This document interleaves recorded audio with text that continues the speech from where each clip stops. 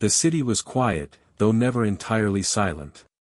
Even in the depths of night, Palermo carried the soft murmur of life, distant voices echoing between narrow alleyways, the clatter of a lone cart rolling over cobblestones, and the occasional bark of a dog that had learned the rhythm of these streets. Through this muted backdrop, a figure moved with a deliberate calm, every step measured, every glance careful. He was unremarkable at first sight, blending into the shadows as if he were a part of them, yet there was a presence in him that suggested something more. People who knew him, or thought they did, would later describe him as someone who saw everything without ever appearing to look, someone whose attention never faltered, even in the chaos of the city. Sergio Bellaruso, later nicknamed Four Eyes, not just for the lenses perched delicately on his nose but for the penetrating gaze behind them, moved quietly through the streets as if the city itself whispered its secrets only to him. He walked with an almost meditative rhythm, observing details others would dismiss, a door slightly ajar, the nervous twitch of a passerby, the faint smell of bread mixed with smoke from distant chimneys. Everything was noted, catalogued in his mind, and yet, there was no rush, no urgency. In the world he was about to enter, patience was not merely a virtue, it was survival.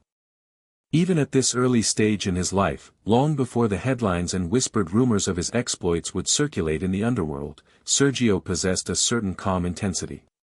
He was not the loud, brash type who demanded attention or respect through intimidation. Instead, he was the kind of man who watched, learned, and waited, a quality that would eventually define him in the eyes of those who both feared and admired him. His nickname, Four Eyes, carried an irony, a quiet defiance. In a world where physical strength often overshadowed intellect, Sergio relied on perception, on the ability to read between the lines, to anticipate moves before they were made. The nights of Palermo seemed to suit him, the dim streetlights casting long, wavering shadows that merged with the dark corners of his mind. He moved past shuttered shops and the faint glow of apartment windows, sensing the rhythm of the city, understanding its unspoken language. The soft patter of his footsteps on the worn stone streets mirrored the careful thought that guided every action he would take in the coming years. Even as a young man, Sergio had learned that the world offered no guarantees, only opportunities for those observant enough to seize them. And he was always watching. By the time the world would begin to notice him, he had already spent years observing patterns of behavior in the underworld, how alliances formed and dissolved, how power shifted subtly beneath the surface, and how a moment of inattention could spell disaster. These early lessons, absorbed quietly and without fanfare, laid the foundation for a reputation that would eventually place him in the rarefied, dangerous air of mafia leadership. Yet in those first years, he was simply a man walking through the night, blending seamlessly with the ordinary, absorbing everything without revealing even a hint of the intelligence that lay behind his calm eyes. The calmness of these streets, however, was deceptive. Palermo, like any city touched by organized crime, contained currents of tension that moved just beneath the surface. A wrong glance, a poorly chosen word, could trigger consequences that rippled through entire families. Sergio understood this instinctively. He learned to read the smallest gestures, the micro-expressions that betrayed intentions, and to anticipate dangers before they materialized. His observant nature was both armor and weapon, keeping him alive in a world where trust was fragile and betrayal often struck without warning. Even in these early nights, the rhythm of his steps and the quiet calculation in his mind gave him an almost meditative presence. He noticed how the street lamps cast irregular shadows on the walls, how the patterns of light and dark could conceal both threat and opportunity. There was a poetry in his observation, a rhythm that carried him forward silently but with purpose. Unlike many of his contemporaries, who relied on volume and violence to make their presence known, Sergio relied on knowledge, timing, and subtlety. In this way, he was already different, already exceptional. As he walked, he might have passed other young men who laughed too loudly, boasting of imagined exploits, unaware of the dangers that circled close behind. He would note them quietly, catalogue their habits, and move on without confrontation. It was not cowardice but strategy. He understood that survival often depended not on showing strength, but on demonstrating awareness. In time, These quiet observations would evolve into strategies, the kind that allowed him to maneuver through mafia hierarchies with a deftness that left even seasoned members unsure of how he always seemed one step ahead. The world of the mafia, even then, was not a realm of random chaos but a meticulously ordered structure, with rules both spoken and unspoken. Sergio's early awareness of these rules allowed him to navigate spaces others found treacherous. He understood the balance between risk and reward, when to speak, when to remain silent, and how to let others reveal their intentions before he acted. This patience, this constant vigilance, earned him respect slowly but surely. He was a man who seemed to know more than he revealed, and that quiet knowledge commanded attention in ways that words never could. Even as the night deepened, with the soft rustle of leaves and the distant hum of the city, Sergio's mind remained alert. He observed the subtle ways in which people moved, how alliances were hinted at through shared glances, and how power could shift with a single decision. Each observation added to a growing mental ledger, a map of influence, loyalty, and potential danger. And though he carried himself without urgency or aggression, there was a sense that every step he took had significance, that each movement was a rehearsal for challenges yet to come. By the time he returned to the dim safety of his home, the city quieting around him, Sergio carried with him the weight of knowledge and the sharpness of perception. He had learned, in these early nights, that the world often revealed its secrets only to those patient enough to observe, and that intelligence, when combined with caution, could provide a power far greater than mere force. And so, as sleep eventually claimed him, the foundations of his future, his rise, his strategy, and his quiet, watchful presence, were already taking shape. In the world he would one day dominate, these early lessons would prove invaluable, and the nickname, For Eyes, would become a legend whispered among those who both envied and feared the man who saw all without being seen. Sergio Bellaruso's early life unfolded in a part of Palermo where the sun touched every corner unevenly, painting narrow streets in warm, amber hues during the day, only to surrender them to the gentle darkness of night. His family lived in a modest apartment above a small bakery, where the scent of fresh bread mingled with the faint aroma of roasting coffee beans each morning. Life was simple yet textured, filled with sounds and smells that a young boy would carry with him for a lifetime, the laughter of neighborhood children playing marbles in the alleys, the clinking of glasses from nearby homes, the soft music drifting from open windows. These early years shaped him in quiet ways, teaching him the rhythms of ordinary life even as the shadows of a more dangerous world lingered nearby. From a young age, Sergio displayed a careful attentiveness that set him apart. While other children ran headlong into games and mischief, he often lingered at the edge of activity, watching. He noticed the smallest details, the twitch of a neighbor's eye, the way a man's hands clenched when angry, the pattern of footsteps echoing through the alleyways. It was not mere curiosity, it was instinctive observation, a skill that would later define him in the criminal world. His teachers sometimes remarked on his quiet nature, mistaking it for shyness, yet there was something deliberate in his stillness, a depth of awareness beyond his years. Family life, though loving, was not without its challenges. His father worked long hours in a local workshop, repairing machines and tools, while his mother managed the household and cared for Sergio and his younger siblings. Money was often tight, and the neighborhood carried its own pressures. Children learned early that the world could be harsh, that survival required both cleverness and discretion. Sergio absorbed these lessons silently, watching his parents navigate their hardships with a mixture of pride and anxiety. He learned to read moods, to sense tension before it became visible, and to understand the unspoken rules that governed human behavior. The streets of Palermo themselves became a classroom. Sergio wandered them with cautious curiosity, aware that beneath their sunlit charm, danger often lurked in quiet corners. Small gangs operated in the shadows, older boys testing boundaries, asserting dominance with threats or minor acts of theft. Observing from a distance, Sergio learned how power functioned in microcosm, understanding which actions invited retaliation and which earned respect. He learned to recognize patterns of loyalty and betrayal, the subtle cues that revealed character, and the importance of timing in every decision. These were lessons that could not be taught in school, they had to be lived, watched, and absorbed over time. At the same time, Sergio's intellect flourished in quieter, more controlled spaces. He devoured books and newspapers when he could, fascinated by stories of leaders, strategists, and historical figures. He was drawn to tales of cunning over brute force, of individuals who achieved influence not through violence but through careful planning and observation. These readings, combined with his streetwise education, created a young mind capable of analyzing situations from multiple angles, anticipating outcomes that others failed to see. Even as a boy, he seemed to understand that knowledge could be more powerful than strength, and foresight more valuable than bravado. School, for Sergio, was both refuge and observation post. He moved through classrooms quietly, absorbing lessons with meticulous care, but always watching the interactions around him. He noticed the hierarchies among students, the unspoken alliances, the subtle intimidation that shaped daily life. He learned how to speak when necessary and remain silent when it served him better, understanding that words carried weight and discretion was often the wiser path. His teachers sometimes praised his attentiveness, unaware that his focus extended far beyond academics. It was an early exercise in understanding people, in discerning intentions hidden behind polite smiles or casual gestures. Despite his quiet nature, Sergio was not isolated.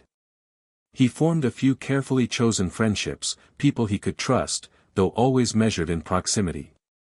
These relationships taught him about loyalty, camaraderie, and betrayal, in small doses at first, but with lessons that would later inform his dealings with far more dangerous associates. Even playtime and small adventures were exercises in observation, noticing who led, who followed, who betrayed trust, who could be counted on when stakes were higher. Life was, in many ways, a game of patterns and signals, and Sergio played it with patience and attentiveness that belied his years.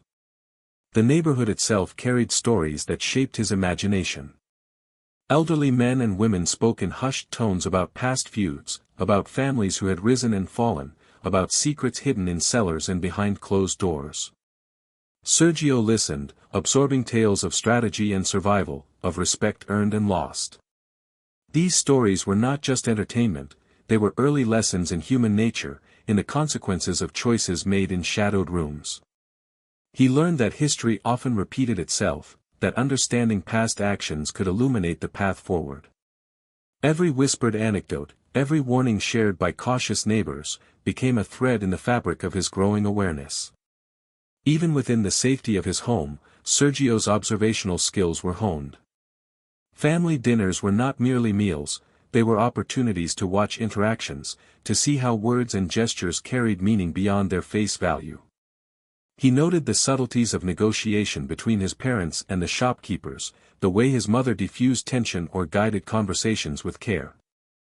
These early lessons in reading people, in understanding emotion and intent, became second nature. By adolescence, Sergio could interpret complex human behavior with ease, a skill that would later allow him to navigate the treacherous world of organized crime with unparalleled precision. Yet it was not all calculation and observation, there was also a quiet sense of curiosity, a wonder at the world beyond his immediate surroundings. He gazed at the rooftops, imagining life in distant cities, the stories hidden in places he had yet to see. This imagination, paired with his analytical mind, allowed him to envision possibilities others ignored, to foresee challenges and opportunities in advance. Even in these early years, there was a sense that Sergio was building something larger than himself, not a house, not a career, but an understanding of power, human behavior, and the intricate dance of trust and deception. By the time he reached his teenage years, the foundation of his future life was already taking shape. The streets of Palermo, the quiet attentiveness of his home, the whispered stories of the neighborhood, all had combined to create a young man who saw the world with both clarity and patience. While others his age were swept up in immediate gratification or the loud assertion of dominance, Sergio cultivated a calm awareness, an understanding that influence and survival required observation, foresight, and subtlety. In the tapestry of shadows and light that defined his youth, he was already the watchful one, learning the patterns of a world that had yet to recognize his quiet, profound intelligence. As Sergio grew older, the world he had been quietly observing began to draw him in, not through violence or brute force, but through the subtle, intricate dance of influence and opportunity. His first steps into the underworld were tentative, cautious, as if he were testing the water before committing fully. Palermo's streets at night had a rhythm that he had learned to read, the way certain corners were avoided after dark, the quiet signals exchanged between groups of men, the unspoken understanding that some doors led to safety while others led to danger. Sergio moved carefully through this world, absorbing its lessons not through recklessness but through observation, through small acts that tested boundaries without exposing him to unnecessary risk. The earliest of these steps were minor, almost imperceptible to anyone not paying attention. He ran errands for local shopkeepers, delivered messages for older boys in the neighborhood, and occasionally retrieved items that required discretion more than courage. These small tasks carried a hidden curriculum, teaching him about trust, accountability, and the consequences of mistakes. One misstep could provoke suspicion, or worse, retaliation. Sergio learned quickly to measure each action, to consider the motivations of those around him, and to act in ways that minimized exposure while maximizing learning. It was an apprenticeship not in crime alone, but in human behavior, in reading the subtle signs that revealed character and intent. Even as he performed these small tasks, Sergio's reputation began to grow, quietly but steadily. Older gang members noticed his attention to detail, his reliability, and, most importantly, the way he observed everything without revealing the full extent of his understanding. He did not boast, he did not threaten, but there was an aura of awareness that could not be ignored. Those who underestimated him soon discovered that he remembered names, faces, alliances, and rivalries with a precision that was uncanny. His calm demeanor masked a mind that was constantly processing, analyzing, and storing information for future use. His first brushes with minor criminal activity were carefully calculated. A petty theft here, a borrowed item returned discreetly there, each act was measured not for profit but for experience. Sergio was learning the unwritten rules of the underworld, how to assess risk, how to gauge the loyalty of those around him, and how to move through spaces where even a glance could be interpreted as challenge or threat. These early actions were a form of practice, a way of understanding cause and effect in a realm where consequences could be swift and unforgiving. Mentorship played a subtle yet crucial role in his development. Older men who had been part of Palermo's underworld recognized something in him, a patient intelligence that could not be forced or taught but had to be cultivated. They allowed him to observe, to follow, and occasionally to act under their supervision. These relationships were never spoken of openly, and they were built on a delicate balance of trust and caution. Sergio absorbed their guidance, learning not only the mechanics of minor operations but also the psychological intricacies that governed interactions among men who lived by their wits and their alliances. It was during this period that Sergio began to understand the importance of perception. To be truly effective in this world, one had to be aware of how one was perceived at all times. A casual word, a misplaced gesture, a fleeting expression could alter alliances or provoke suspicion. He honed the ability to move unnoticed when necessary, to speak only when advantageous, and to listen in ways that others failed to appreciate. Observation became his currency, a means of influence that required no violence but commanded attention and respect. The streets themselves became an extension of his education. Each corner held lessons, a whispered argument revealed a dispute over territory, a nervous glance across the piazza hinted at loyalty tested, and a fleeting interaction in a marketplace could signal the emergence of a new power dynamic. Sergio learned to map these events mentally, creating a network of patterns and relationships that he would later use to his advantage. The city was a living classroom, and he was its most attentive student, walking through it with a patience and deliberation that belied his youth. Even his mistakes, rare though they were, became lessons. Once, he misread the intention of a slightly older boy, approaching too closely and nearly being caught in a dispute. The consequences were minor in comparison to what might have happened, yet they were enough to impress upon him the necessity of constant vigilance. He reflected on the incident quietly, considering every gesture and every word, learning how the slightest error could escalate into danger. These reflections became part of his developing strategy, shaping a mind that valued foresight and meticulous calculation above immediate gratification or reckless action. Through these early experiences, Sergio also began to understand the complex psychology of loyalty. Trust was not freely given in this world, it had to be earned, observed, and tested. He learned to recognize gestures that were sincere and those that were performative, to interpret tone and body language, and to anticipate shifts in allegiance before they became overt. This skill, honed in minor interactions, would later define his approach to alliances within the mafia, allowing him to navigate treacherous relationships with a precision that few could match. Even as he became more involved, he remained cautious. Violence was a tool, but not his preferred one. He recognized that brute force could solve immediate problems but often created long-term complications. His method was observation, strategy, and patient manipulation of circumstances to achieve the desired outcome. This approach set him apart from contemporaries who relied on impulsive aggression. It allowed him to survive and even thrive where others faltered. His quiet reputation grew as one who could anticipate moves before they happened, a man whose mind worked as an invisible hand guiding events from the shadows. By the time Sergio had fully integrated into these minor operations, he was no longer simply a boy testing boundaries. He had become a figure whose attention to detail and careful observation earned him the cautious respect of older men. His early crimes were not about notoriety or recognition, they were about learning, testing, and preparing. Each small act, each carefully executed task, contributed to a growing expertise in human behavior, strategy, and timing. In these formative moments, the foundation of the Watchful One's future influence was laid, not through force, but through an understanding of the subtle dynamics that governed the underworld. Even in moments of solitude, Sergio reflected on what he had seen and learned. He considered the patterns of loyalty, the subtle indicators of threat, and the opportunities that arose in the quiet spaces between action. His mind catalogued experiences, creating a repository of knowledge that he could draw upon in years to come. In this way, the early steps into minor crime were not merely acts of participation, they were exercises in observation, strategy, and foresight, laying the groundwork for the intelligence-driven approach that would later define his rise.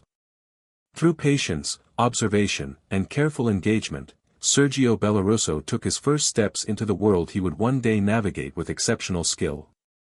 Each errand, each test, each minor miscalculation became part of a larger tapestry of understanding.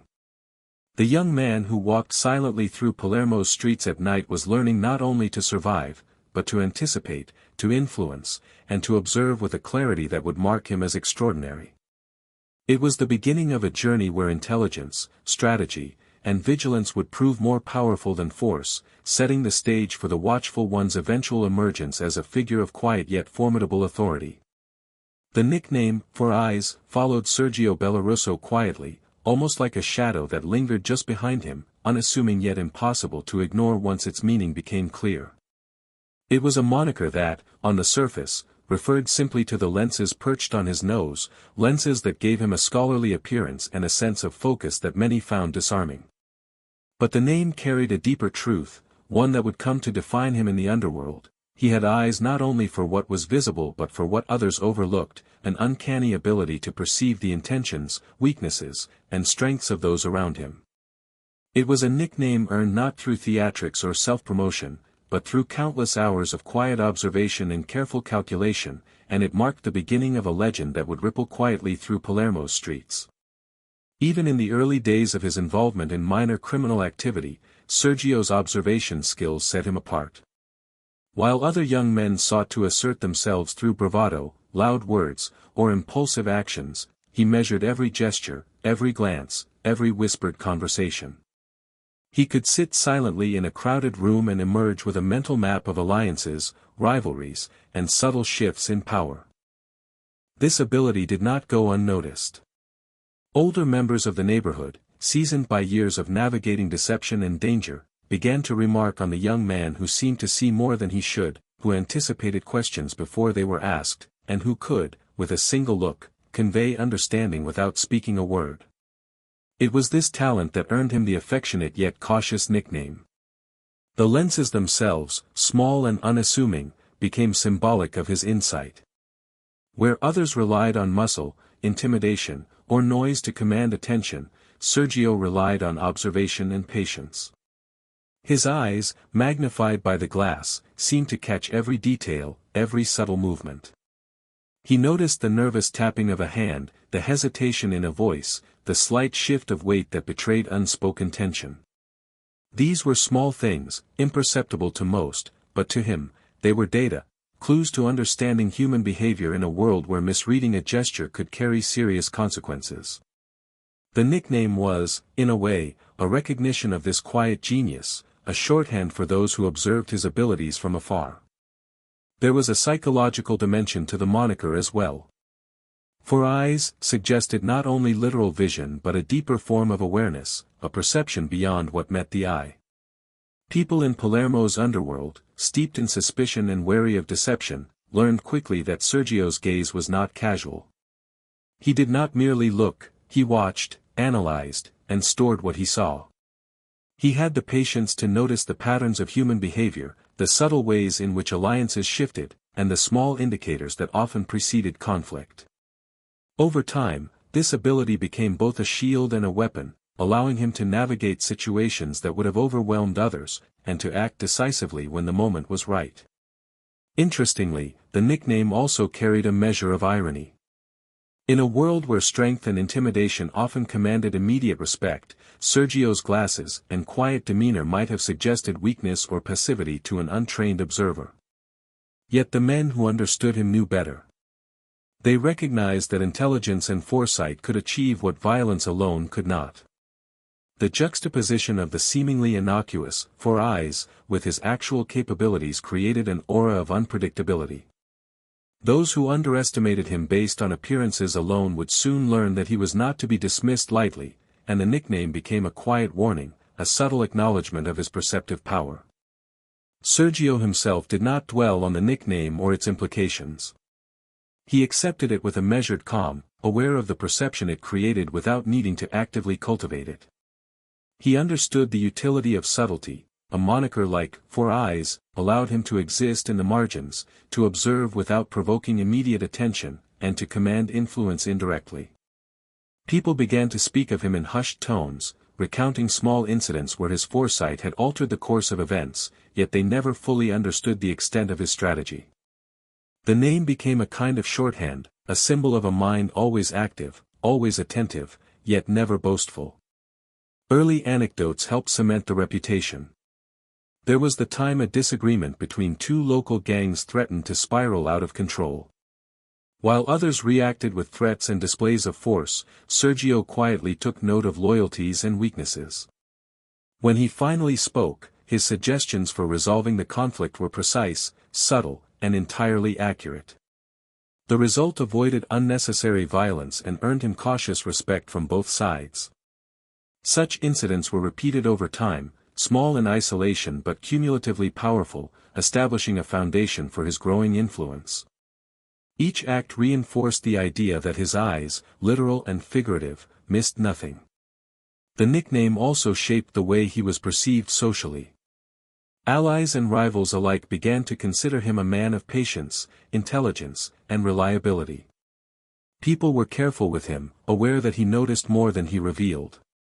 The moniker became a subtle form of reputation management. It warned others that he was a thinker, a planner, and a careful observer, without the need for aggression or intimidation.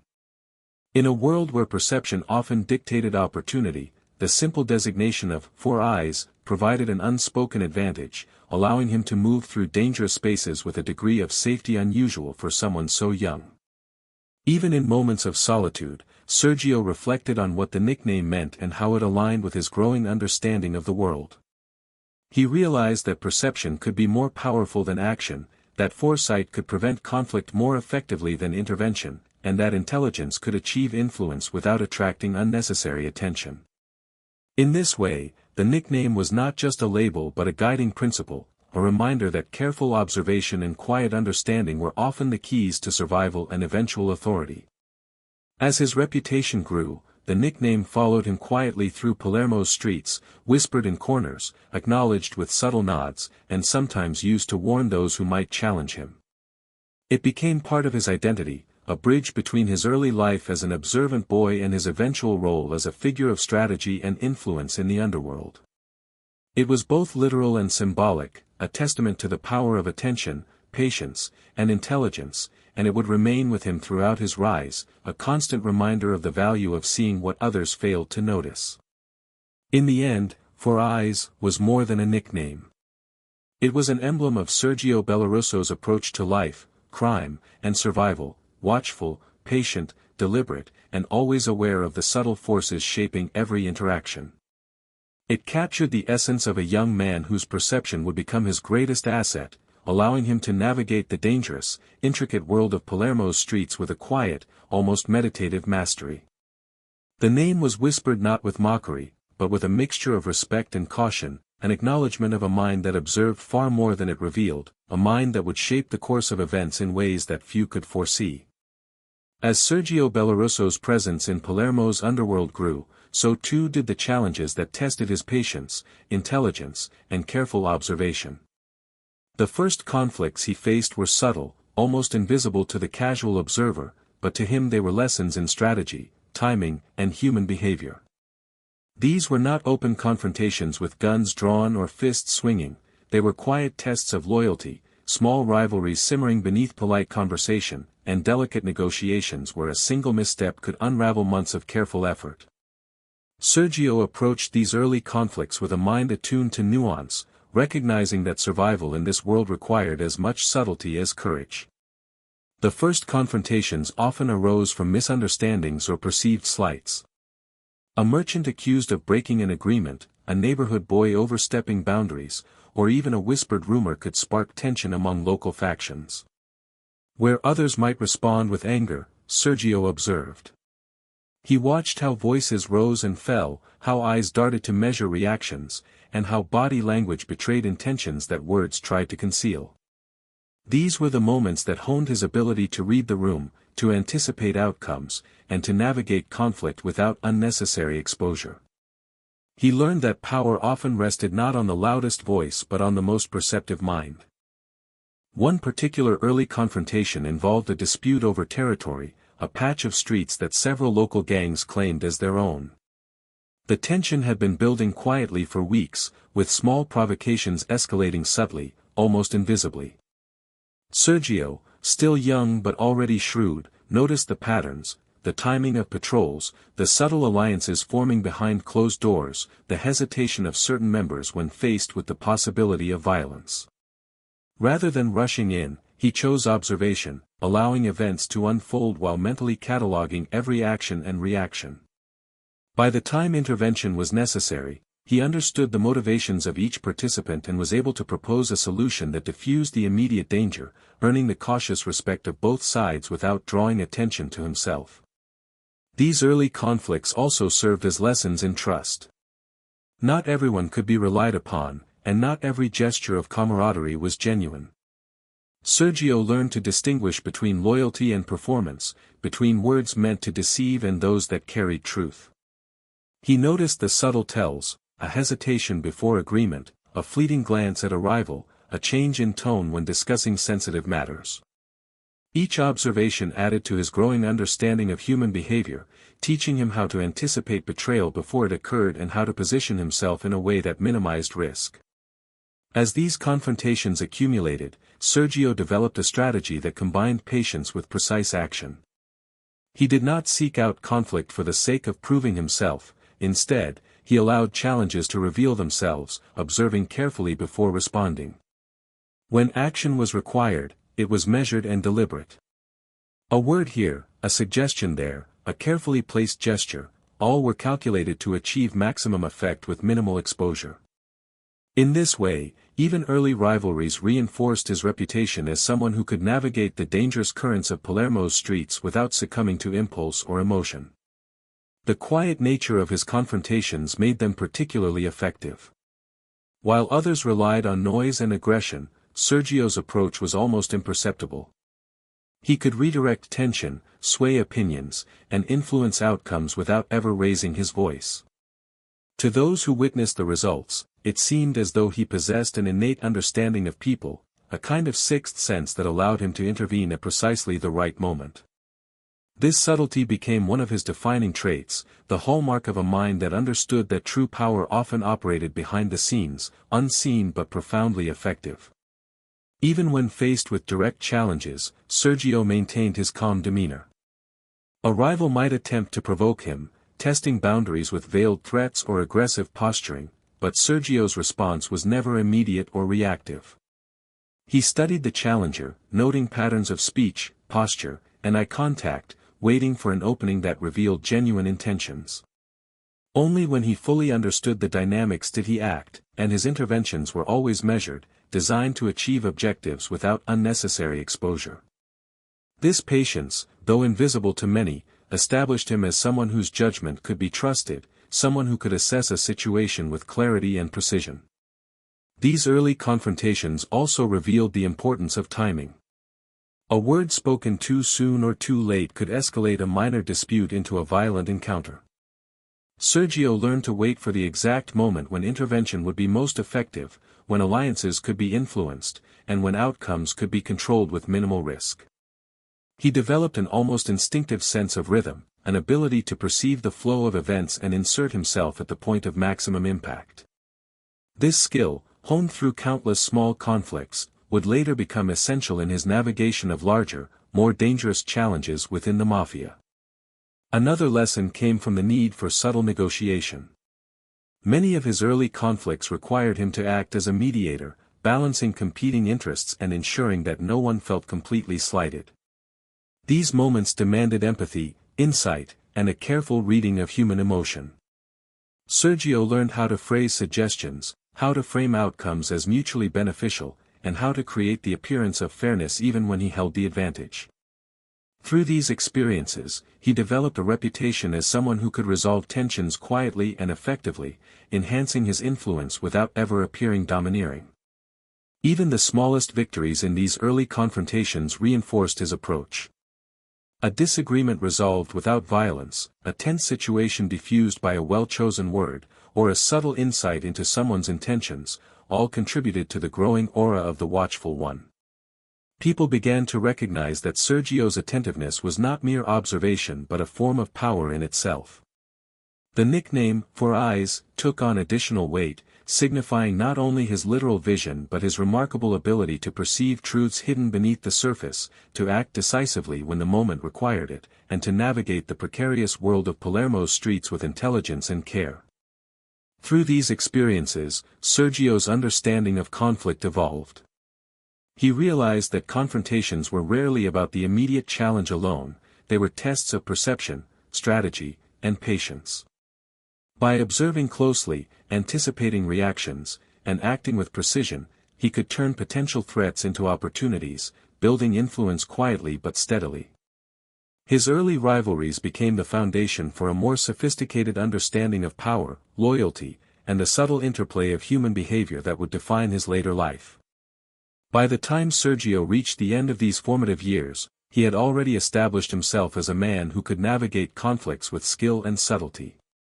He had learned that patience, observation, and precise action were often more powerful than aggression. His early confrontations, seemingly minor at the time, had taught him lessons in trust, timing, and strategy that would shape his rise in the mafia. In the quiet corners of Palermo, in whispered negotiations and careful observations, the Watchful One was already taking shape, preparing for the challenges and opportunities that lay ahead. Sergio Bellaruso's rise within the family was not a story of sudden power or flashy dominance, it was a slow, deliberate ascent, built upon quiet intelligence, keen observation, and an unerring sense of timing. By the time he had gained the trust of a few key figures in Palermo's underworld, it became clear that he was not like the others. Where many sought attention through bold acts, loud words, or displays of strength, Sergio's approach was understated, almost invisible. Yet, beneath this calm exterior, his mind worked tirelessly, noting patterns, predicting behaviors, and understanding the subtle currents of influence that moved through every interaction. His ascent was never a matter of force, but of perception, and those who underestimated him learned too late that the Watchful One had already secured his position. The family, like any organized group, operated on a web of relationships, alliances, and unspoken rules. Leadership was not merely about enforcing obedience, it was about understanding motivations, anticipating conflicts, and maintaining stability without unnecessary disruption. Sergio understood this instinctively. His early successes in minor conflicts had taught him the importance of patience, of knowing when to act and when to remain silent. He applied these lessons with a quiet precision, gradually earning a reputation as someone whose judgment could be trusted, whose counsel was valued, and whose presence alone could influence outcomes. It was during this period that Sergio began to cultivate a network of allies, individuals who recognized his skill and intellect and who were willing to align themselves with him. These relationships were carefully chosen, based on trust, observation, and mutual benefit.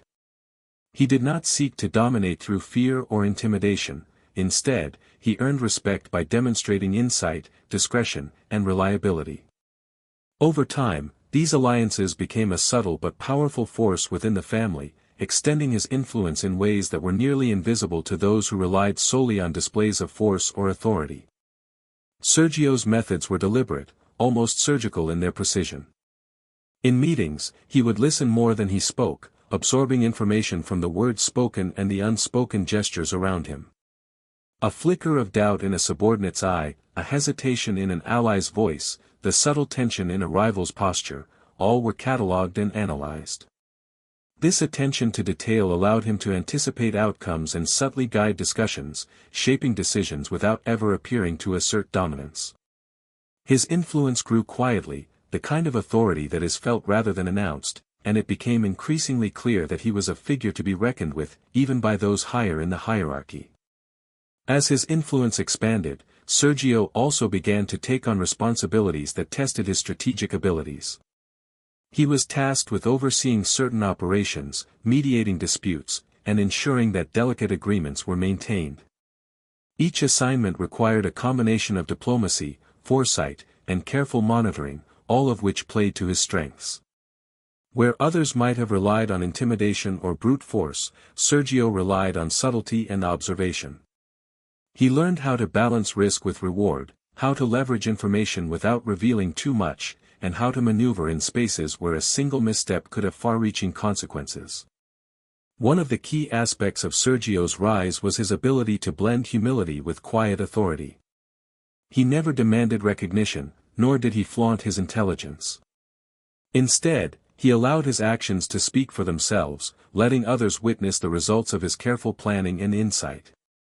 This approach created a sense of mystery around him, a perception that he was always a step ahead, quietly observing and influencing without the need for dramatic gestures.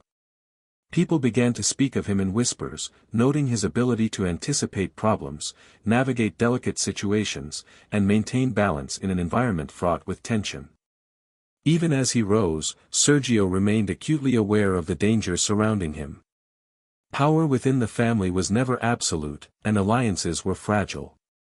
Betrayal could come from those closest to him, and rivals were always watching for opportunities to undermine his influence.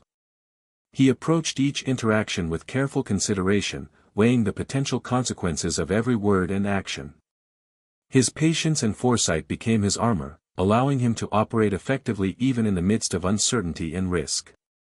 During this time, Sergio also honed his skills in subtle persuasion. He learned how to frame suggestions in ways that appeared collaborative rather than directive, how to present solutions that seemed mutually beneficial, and how to guide decisions without forcing outcomes. These skills were particularly valuable in a world where overt authority could provoke resentment or rebellion. By guiding rather than commanding, Sergio expanded his influence while minimizing the risk of overt conflict, strengthening his position within the family in a manner that was both effective and sustainable. The environment in which he operated demanded constant vigilance. Every meeting, every transaction, every interaction carried potential consequences. A careless word, a misinterpreted gesture, or a moment of inattention could have ripple effects that disrupted carefully constructed alliances. Sergio's approach was to remain fully aware at all times, observing both the overt and subtle dynamics at play. This constant attentiveness allowed him to identify opportunities, anticipate challenges, and maintain stability within his sphere of influence. His rise was not a matter of chance, it was the result of meticulous planning, careful observation, and an unerring ability to read the currents of human behavior. As his reputation grew, so did the respect and caution with which others approached him. Allies sought his counsel, rivals measured their moves carefully, and even the higher-ranking members of the family began to acknowledge his skill.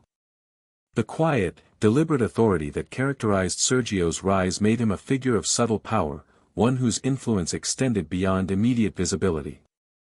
His understanding of people, his patience, and his strategic insight created a foundation for leadership that was as enduring as it was unobtrusive.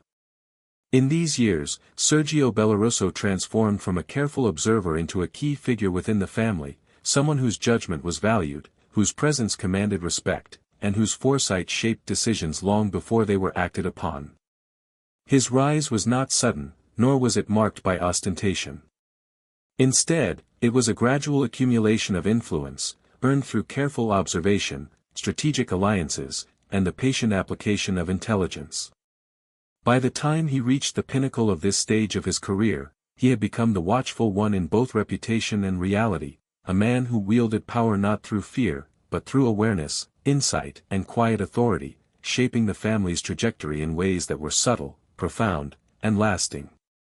As Sergio Bellaruso's influence within the family grew, so too did the intricacies of the world he now inhabited. No longer a newcomer testing boundaries, he became a man whose decisions carried weight, whose insight shaped outcomes, and whose presence was felt in ways both subtle and profound. With power came not only opportunity but also heightened scrutiny. Every word spoken, every interaction observed, and every decision made could ripple through the underworld, affecting alliances, rivalries, and the delicate balance of trust that governed the family's operations. Sergio had learned early on that leadership was as much about perception as action, and he approached these new responsibilities with a steady calm that became a hallmark of his reputation. At the heart of his expanding role was the careful management of relationships. Within the family, loyalty was a currency as valuable as money, and betrayal, though rare, could strike without warning. Sergio understood that alliances were fragile and that influence depended not only on strategy but also on empathy, discretion, and timing. He nurtured connections quietly, observing those around him with patience, measuring intentions, and acting only when circumstances aligned with his understanding of the human landscape. By fostering trust while maintaining a cautious distance, he ensured that his relationships were resilient, able to withstand both internal friction and external pressures. Sergio's strategic mind became evident in the way he handled disputes. Conflicts arose frequently, often over territory, resources, or perceived slights, and they demanded resolution before escalating into violence. Whereas others might have reacted impulsively, Sergio employed careful observation and subtle persuasion. He listened more than he spoke, allowing parties to reveal their positions, weaknesses, and motivations. With this information, he guided outcomes in ways that appeared organic, giving each participant the sense that their concerns had been addressed. Over time, this skill made him a trusted mediator, a man whose judgment was sought precisely because it avoided unnecessary confrontation while achieving tangible results. Part of his effectiveness lay in his patience. Sergio had learned that timing was crucial.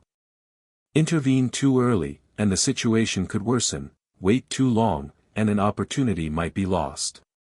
He developed an almost instinctive understanding of the precise moment to act, a rhythm that allowed him to influence events without exposing himself unnecessarily. His interventions were subtle yet decisive, often changing the course of disputes with minimal visibility. This mastery of timing further enhanced his reputation, reinforcing the notion that the watchful one was always one step ahead, quietly shaping outcomes while remaining almost invisible. With increasing responsibility came exposure to higher-stakes operations. Sergio began overseeing ventures that involved not only money and influence but also complex networks of trust and discretion. Success required precision, foresight, and an acute understanding of human behavior. Mistakes could not only result in financial loss but also in the erosion of trust and reputation, two pillars upon which his growing influence rested. He approached these challenges methodically, using the analytical skills he had cultivated since childhood. Every interaction, every decision, and every observation was recorded mentally, forming a comprehensive map of the operational and interpersonal landscape he navigated daily. His approach to leadership emphasized subtlety over visibility. Unlike many who sought prominence through displays of power, Sergio understood that the most effective authority was often invisible. He influenced decisions, guided strategy, and managed alliances without overtly asserting dominance. This understated approach created a quiet respect, one that was difficult to challenge because it was rooted in perception, intelligence, and consistency rather than fear.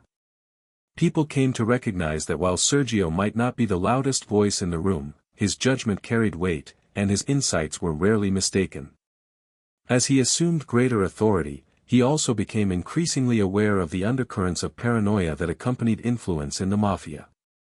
Suspicion could arise from anywhere, a rival's whisper, a misinterpreted gesture, or a small error in communication. Sergio learned to navigate these currents with care, ensuring that his actions reinforced trust while minimizing exposure to unnecessary scrutiny. He monitored alliances closely, understanding that loyalty was both earned and tested over time. By maintaining a balance between visibility and discretion, he created a network of influence that was resilient, adaptable, and capable of withstanding the pressures of power and competition. In parallel, Sergio honed his ability to anticipate threats. He studied patterns of behavior, both within the family and among rival groups, to predict potential conflicts before they materialized. Subtle shifts in demeanor, minor changes in routine, or even seemingly inconsequential remarks became data points that informed his strategy. This predictive approach allowed him to act preemptively, addressing potential issues quietly and effectively. Over time, his capacity to foresee problems became one of his most valued attributes, further solidifying his position as a strategic linchpin within the family. Financial operations and logistical oversight also fell under his purview. Sergio learned to manage resources with a meticulous eye, ensuring that ventures ran smoothly while minimizing risk. He observed the flow of money, the reliability of associates, and the stability of networks that supported operations. Each successful execution reinforced his credibility, demonstrating that his intelligence extended beyond interpersonal skill into practical management and strategic planning. This combination of foresight, discipline, and operational acumen made him increasingly indispensable, both as a strategist and as a trusted intermediary between factions within the family. Even as his influence grew, Sergio remained mindful of appearances. He maintained a calm, composed demeanor, never allowing stress or conflict to alter his outward behavior.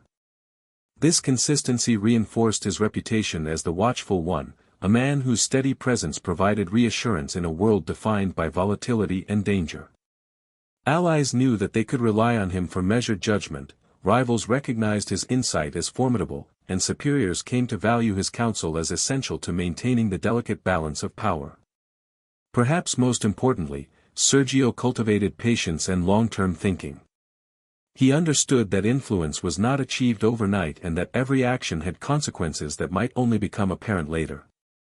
By focusing on strategy rather than immediate gratification, he positioned himself to capitalize on opportunities as they arose, using foresight and careful planning to ensure that each step advanced both his personal authority and the stability of the family. This long-term approach set him apart from others, who often acted impulsively and paid the price for short-sighted decisions. Through this period of growth and increasing responsibility, Sergio Bellaruso became more than a rising figure within the family. He became a symbol of strategic acumen, careful observation, and disciplined leadership. His ability to navigate complex interpersonal dynamics, anticipate threats, and manage operations with precision established him as a central figure, respected for his intellect, discretion, and foresight.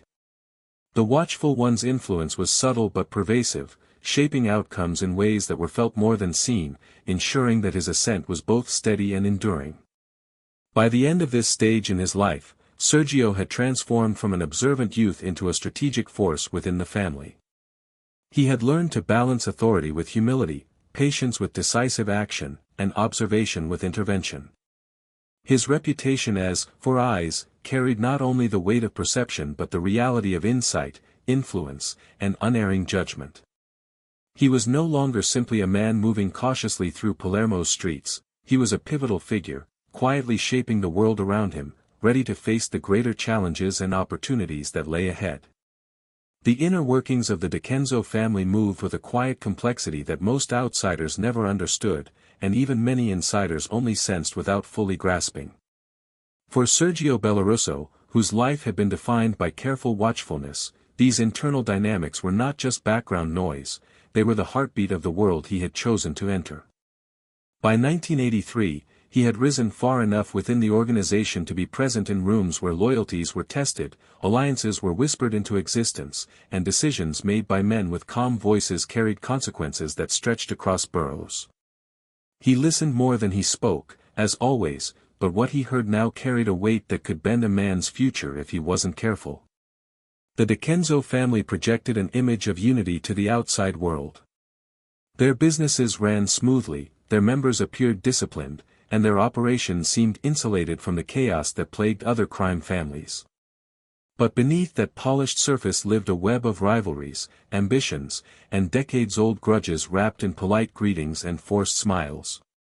Sergio began noticing small things during late-night gatherings in dim backrooms, the way certain soldiers hesitated before taking orders, the way two capos would avoid eye contact, the subtle tension in the air when specific names were mentioned.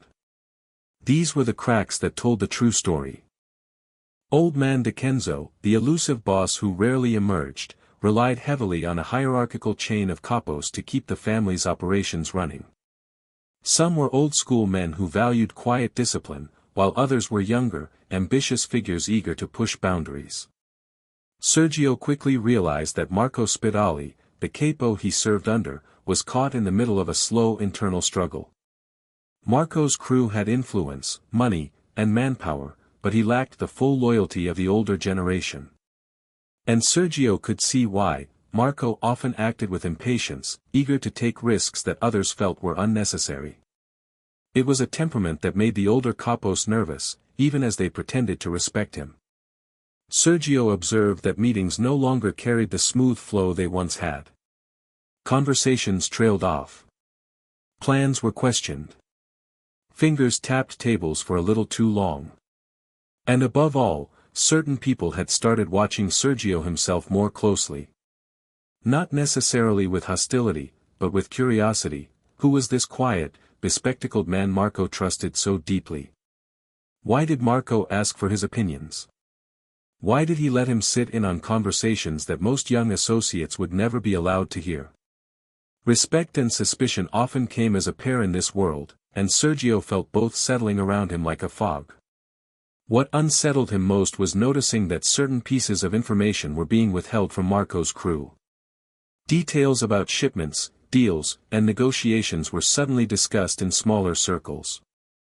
Meetings were called at unusual hours without Marco present. It was subtle at first, the sort of thing only someone with Sergio's keen awareness might even register. But he did. And the more he saw, the clearer it became that parts of the family were quietly distancing themselves from Marco's leadership. Whether they were preparing for a shift in power or simply safeguarding their interests, Sergio couldn't yet tell. Still, bitterness simmered beneath the surface. Men who had worked together for years were beginning to second-guess one another. At gatherings, where laughter once filled the room easily, now there were pauses so long they felt like shadows stretching across the floor. Sergio overheard fragments of conversations, nothing explicit, nothing incriminating, but suggestive enough to reveal anxiety. Someone would mention law enforcement pressure, and another would respond too quickly, too defensively.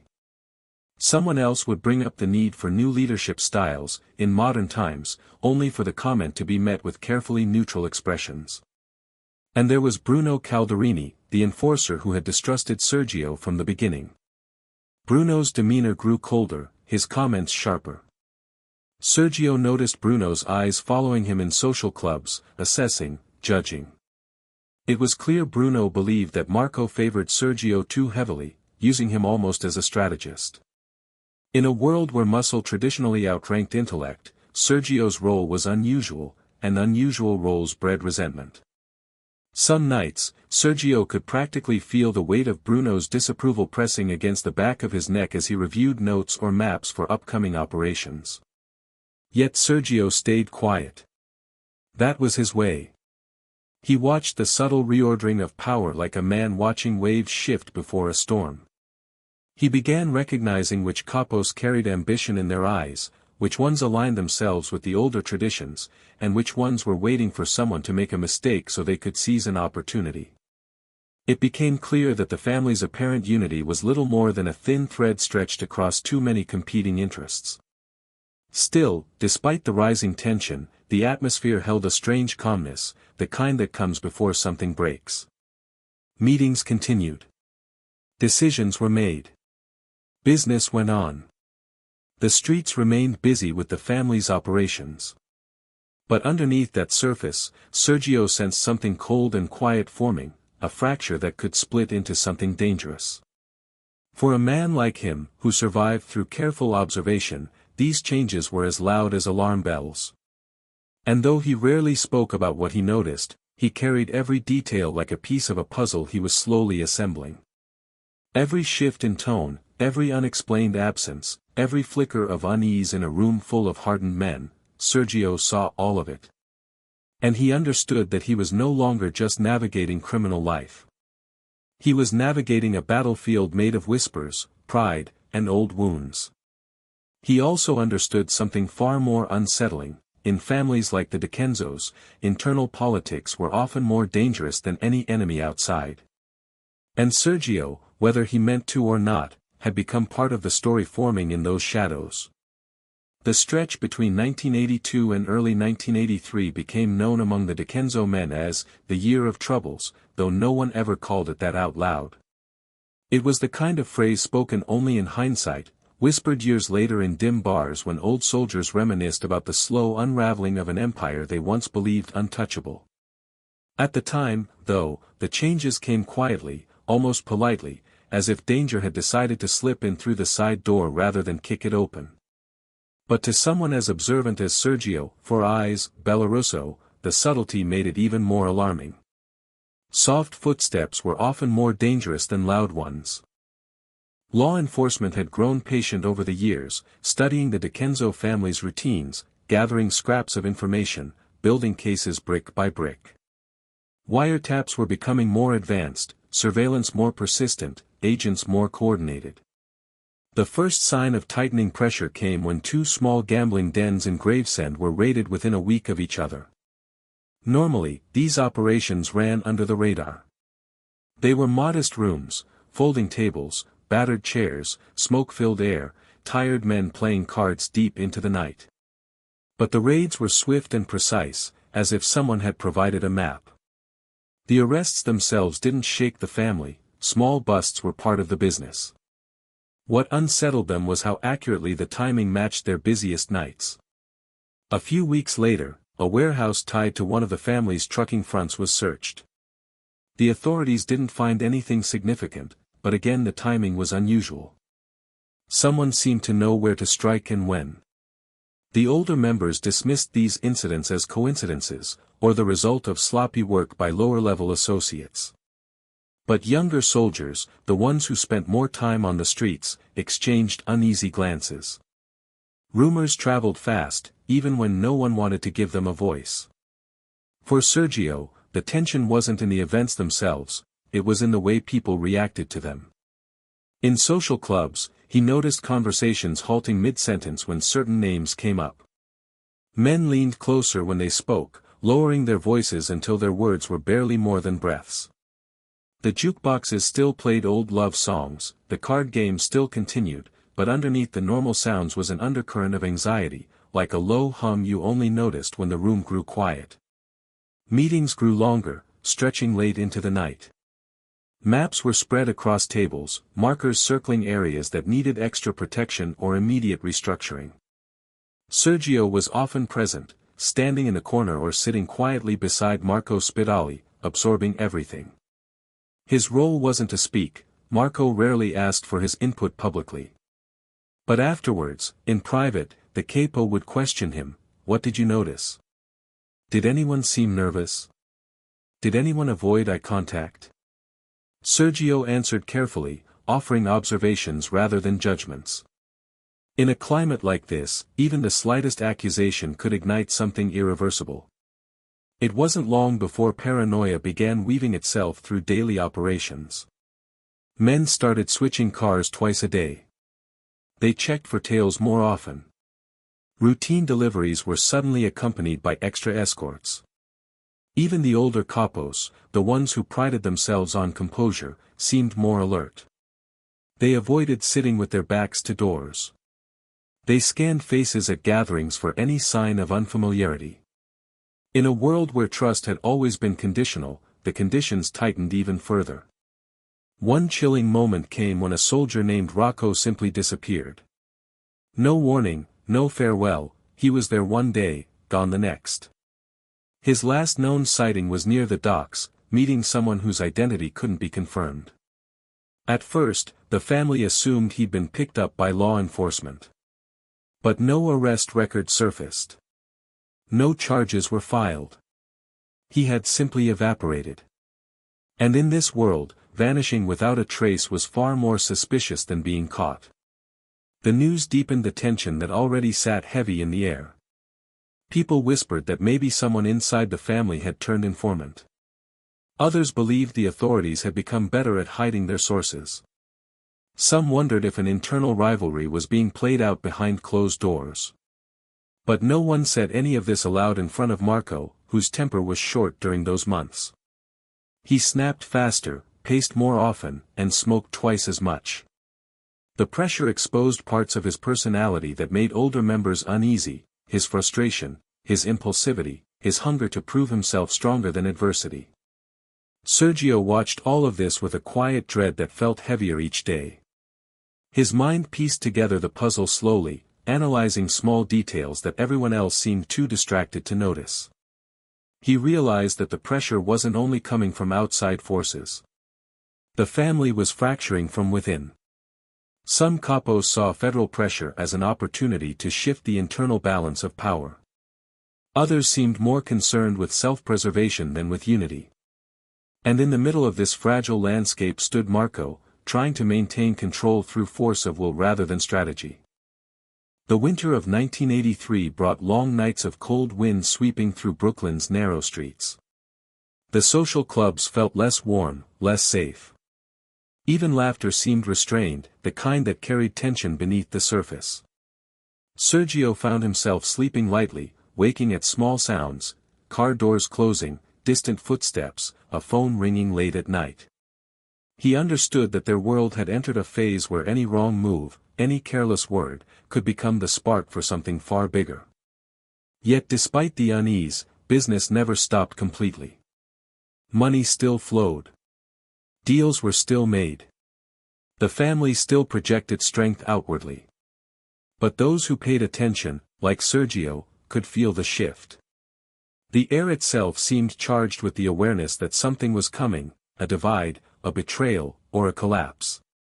What form it would take, no one knew yet. But the year of troubles had already begun its slow, relentless unraveling, and there was no going back. The moment Sergio challenged Marco did not begin with raised voices or dramatic declarations. It started quietly, as most dangerous moments in that world often did. The crew had gathered inside the back room of a dull-looking warehouse in Red Hook, where a crucial operation was being finalized.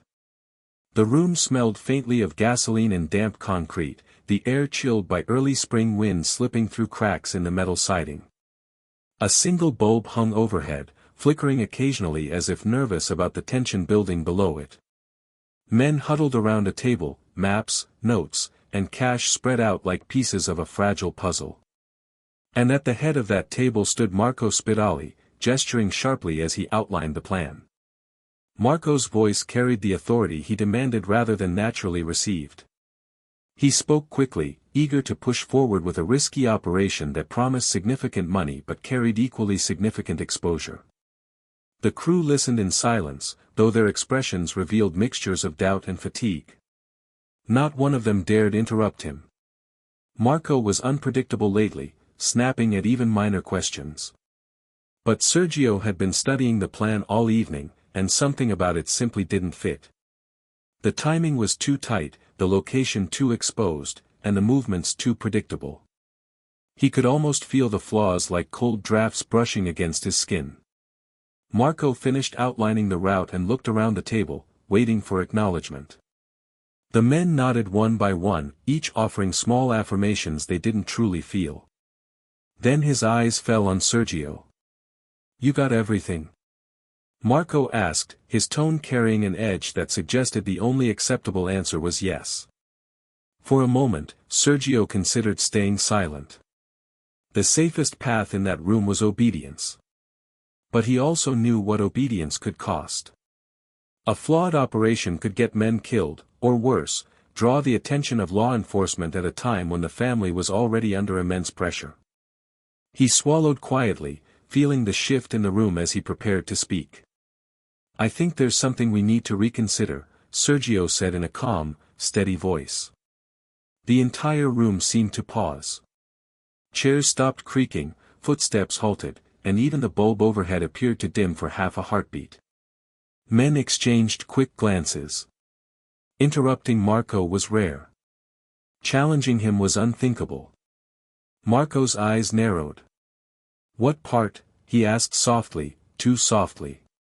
Sergio stepped forward, pointing to the map. "The delivery route. It's too exposed. The timing overlaps with the shift change at the docking station. More workers around. More eyes. More risk." Marco's jaw tensed. "It's fine. We ran it before." "Before was different," Sergio replied. "Not with the extra patrols. Not with the feds hanging around the pier these days." A murmur rippled around the room. Some of the older guys looked down, pretending not to listen. Bruno Calderini, always eager for conflict, leaned back with a smirk, clearly enjoying the tension. Bruno had waited a long time for someone to push Marco too far. Marco placed both hands on the table, leaning toward Sergio. "You saying I don't know my own routes?" Sergio shook his head. "I'm saying the situation has changed. We need to adapt or we walk into something we're not prepared for." Marco stared at him for a long moment, a dangerous flicker in his eyes. He wasn't accustomed to being questioned, especially not by someone younger, someone quiet, someone who lived in the background of rooms like this. Sergio's intentions were good, but intentions didn't matter in a world where ego often outweighed logic. "What do you suggest?" Marco asked finally, though his tone made it clear he wasn't asking out of genuine curiosity. "Shift the timing by 90 minutes, Sergio said. "Use the service road instead of the main access line. There's less lighting there and fewer people at night. It gives us a cleaner approach and an easier exit." The suggestion was reasonable. Smart, even. A couple of the men nodded subtly. But Marco's pride had already been wounded. He straightened up slowly, adjusting his jacket as he walked around the table. His footsteps echoed in the cold room. When he reached Sergio, he stopped just inches away. "You think too much," Marco said quietly. "Sometimes you have to trust the plan." Sergio met his gaze. "I trust the plan when the plan makes sense." A ripple of breathless silence moved through the room. Bruno shifted forward, sensing a spark that might ignite into something explosive. Marco's voice dropped even lower. "You questioning me in front of my own men?" "I'm trying to protect the crew," Sergio replied. "Protect you." The words were sincere, but they sounded like an accusation to Marco's ears. He stepped back, staring at Sergio as if seeing him for the first time, not as a loyal soldier, but as a potential threat. The shift in his expression was subtle but unmistakable. "I've made my decision," Marco said finally, turning his back. "We run it as planned." The meeting dissolved slowly, men gathering their jackets and papers, careful not to make sudden movements. They avoided looking at Sergio, though their silence spoke volumes.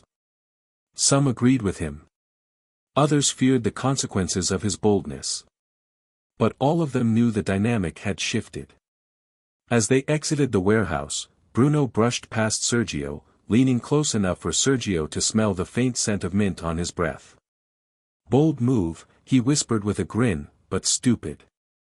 Then he walked away, laughing softly to himself. Sergio stepped outside into the cold night, the wind biting at his face. The city lights shimmered across puddles left from recent rain. He took a slow breath, feeling the weight of what he'd done. He hadn't meant to challenge Marco's authority, only to protect the crew from a dangerous decision. But in this life, even honesty could be interpreted as betrayal. As he watched the others walk away into the darkness, Sergio realized something important. He hadn't simply questioned the plan. He had crossed an invisible line, one that men like Marco never allowed to be crossed. And though the night remained quiet, he sensed the consequences already forming in the unseen spaces between footsteps and shadows. The night of the robbery began like so many others, quiet and unassuming, with the city streets bathed in the soft glow of flickering street lamps and the distant hum of cars moving along the avenues. Sergio Bellaruso had arrived early, as he always did, to observe and ensure that every detail was accounted for. He stood against a brick wall a few blocks from the target, hands tucked into his coat pockets, eyes scanning the shadows. The rain had left the pavement slick and reflective, turning every passing car into a mirror that could betray an unexpected observer. Even in his calm, watchful state, he felt the familiar tension settle into his chest, a subtle warning that the night would not unfold as planned. The plan had been simple, or at least, simple in theory. A small shipment was to be intercepted as it arrived at a dockside warehouse. The crew, handpicked by Marco Spidali, knew their roles. Timing was critical. The night was supposed to be executed with precision, a quiet, efficient operation that would yield significant cash without attracting undue attention. Sergio had spent the previous days mapping every approach, memorizing the schedules of dockworkers, noting the positions of security patrols, and even calculating the angles of streetlights that could give them away. In his mind, he had accounted for nearly everything. As the crew gathered near the warehouse, Sergio's instincts flickered with unease. Something felt off, though he couldn't pinpoint it immediately. He noted small deviations in routine, the way a lone security guard lingered longer near the entry gate, the unusual placement of delivery trucks, and the absence of a familiar lookout who normally watched the intersection. Each detail seemed minor in isolation, but together they formed a pattern that prickled at his careful observation. The operation began. The men moved quietly, slipping from shadow to shadow, carefully avoiding the pools of light cast by street lamps. Sergio kept to the perimeter, alert for any sudden changes in movement or sound. Everything proceeded according to plan, until a distant siren cut through the night, slicing the calm air like a blade. Heads turned instinctively, eyes scanning the surrounding streets. Then came the realization: someone had tipped off the authorities, or perhaps law enforcement had anticipated their movements entirely. Panic did not spread immediately. The crew had been trained to stay composed under pressure, and at first, Sergio thought they might still be able to salvage the operation. But as they approached the shipment, a squad car emerged from behind a stack of containers, lights flashing, engine growling. Another appeared on the opposite side. The warehouse's security cameras, which had previously been ignored, now seemed to focus with almost preternatural attention.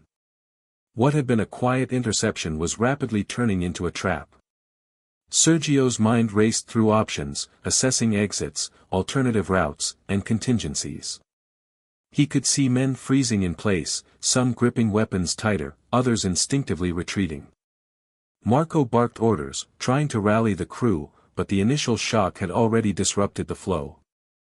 The calculated timing that had been rehearsed in Sergio's mind only moments ago now felt meaningless. Shots rang out. Not many, but enough to ignite fear. The crew scattered, moving instinctively toward cover. Sergio stayed low, pressing against a metal container, eyes scanning for movement and escape routes. He noticed a figure attempting to flank them, likely law enforcement, though in the chaos it was difficult to be certain. Sergio's calm, methodical nature allowed him to think clearly amid the rising tension, guiding him toward an exit few had considered. It was in these moments of chaos that the true danger became apparent. While the operation had been compromised from the outside, the crew also began to suspect an internal betrayal. Whispers had traveled before the event, a tip-off, a hidden agenda, someone providing information to the authorities. In the midst of the shooting, Sergio could see subtle gestures of accusation between the men, fleeting glances filled with suspicion. The weeks following the failed robbery stretched like a slow burn, each day dragging on with a sense of foreboding that only deepened as time passed. The crew, once tight-knit and focused, now moved with caution, as if everyone was waiting for something to break. Some of the men, particularly those closer to Marco, began to distance themselves from Sergio. Whispers followed him like shadows, and he could feel the weight of their suspicions pressing down on him. Yet, despite the changing dynamics, Sergio kept his focus inward. He wasn't blind to the tension, but he also knew that reacting outwardly would only make him more vulnerable. The real question was how to navigate the fractured waters of the family without becoming the scapegoat for a failed operation. At the same time, the looming presence of law enforcement hung over everything, a constant reminder that their every move was under watch. The federal investigations into the DiCenzo family's operations had been growing tighter over the past year, and the botched robbery only served to strengthen their resolve. Sergio had always been aware of the risks, of course, he had grown up in this world, after all, but the quiet, insidious nature of the pressure from all sides was beginning to take its toll. Even the smallest mistake could have consequences that rippled outwards, threatening everything they had worked for. One evening, Sergio found himself in the back room of an old Italian cafe in Bensonhurst, sitting across from Marco. The room was dimly lit, filled with the rich aroma of garlic and tomato sauce that wafted through the air. A few regulars sat near the bar, their low conversations blending with the clink of glasses and the muted hum of an old jukebox. It should have been a place of comfort for Sergio, a place where the weight of the world outside could be temporarily forgotten. But tonight, the air felt different.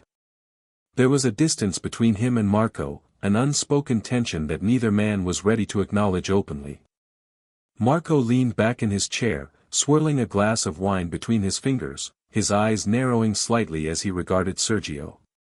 For a moment, neither of them spoke, the only sound the distant clinking of silverware and the low hum of the cafe.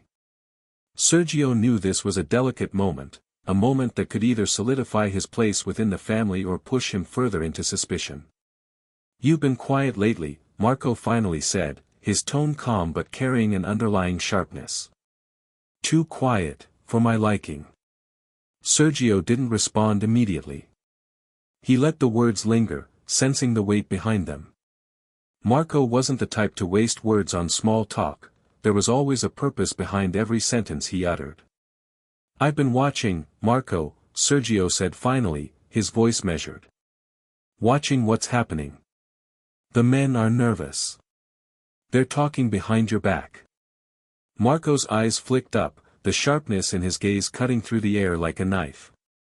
"Talking, huh?" he muttered, almost to himself. "About what?" "About the robbery," Sergio replied. "About the tip-off. About you. About me." There was a brief, tense silence. Marco didn't respond right away, but Sergio could see the muscles in his jaw tighten. He could feel the shift in the atmosphere, the crackling intensity that preceded a confrontation. Marco's temper had always been something to be feared, and it was clear that this conversation was pushing him closer to the edge. "What do you think they're saying?" Marco asked, his voice low but laced with an edge that made Sergio's skin prickle.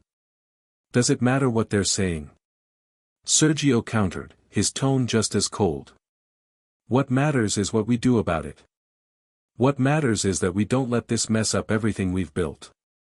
For a moment, Marco just stared at him, his expression unreadable. Then, he set his glass down with a quiet clink, his fingers brushing the rim as if testing its weight. You're getting too clever for your own good, for eyes, Marco said, his voice deceptively calm. I don't need anyone telling me how to handle my crew. I've been doing this longer than you've been alive. Sergio's stomach tightened. He could feel the tension mounting, but he held his ground. He had been in enough tight situations to know that the key to surviving a confrontation like this was to remain steady. If he showed weakness or hesitation, it would be the end for him. I'm not telling you how to handle anything, Sergio replied, his voice steady. I'm telling you that things are changing, Marco. And if you're not careful, it won't be just the robbery that goes wrong. It'll be everything. Marco's eyes flickered for a moment, just a brief flash of something, maybe doubt, maybe frustration, but then his expression hardened again. He stood abruptly, pushing his chair back with a scraping noise. You think I don't know that? He snapped, his voice rising just slightly. I don't need anyone reminding me of the stakes.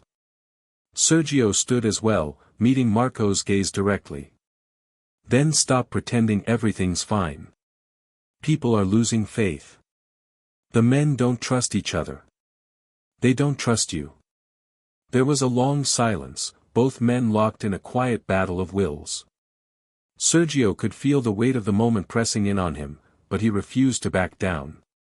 Marco's temper was unpredictable, but his pride was even more so. In some ways, this was a test, an unspoken challenge between them. The outcome, however, was far from certain. Marco stared at him for a long moment, his face unreadable. Finally, he spoke, his voice low but filled with an unmistakable edge of finality. I don't care what the men think. I'll handle this, my way.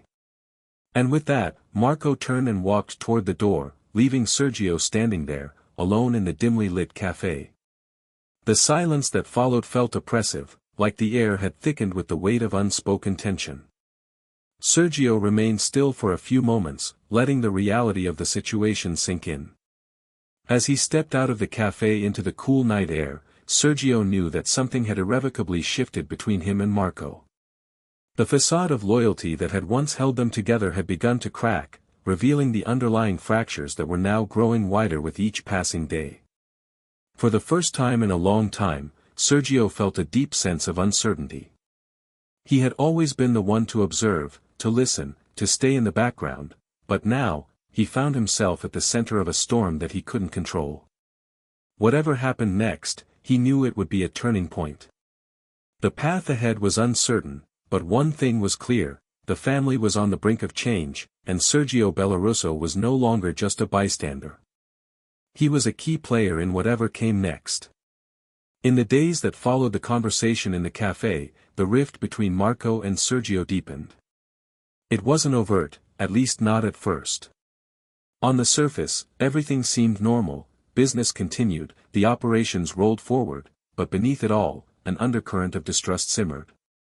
Sergio had always known that loyalty was a fragile thing in their world, but he never imagined it would break so easily. Marco had made it clear that he wasn't interested in advice or cautionary words. His pride, bruised by Sergio's unflinching honesty, was now a wall between them. For the first time in years, Sergio found himself questioning his place within the family. He had spent his entire life being the eyes and ears of the operation, but now, he realized, being the observer didn't offer the protection he had once assumed it would. It was clear to him that Marco wasn't just testing him, he was shutting him out. And in their world, to be excluded from the inner circle meant one thing: vulnerability. As days turned into weeks, the tension continued to build.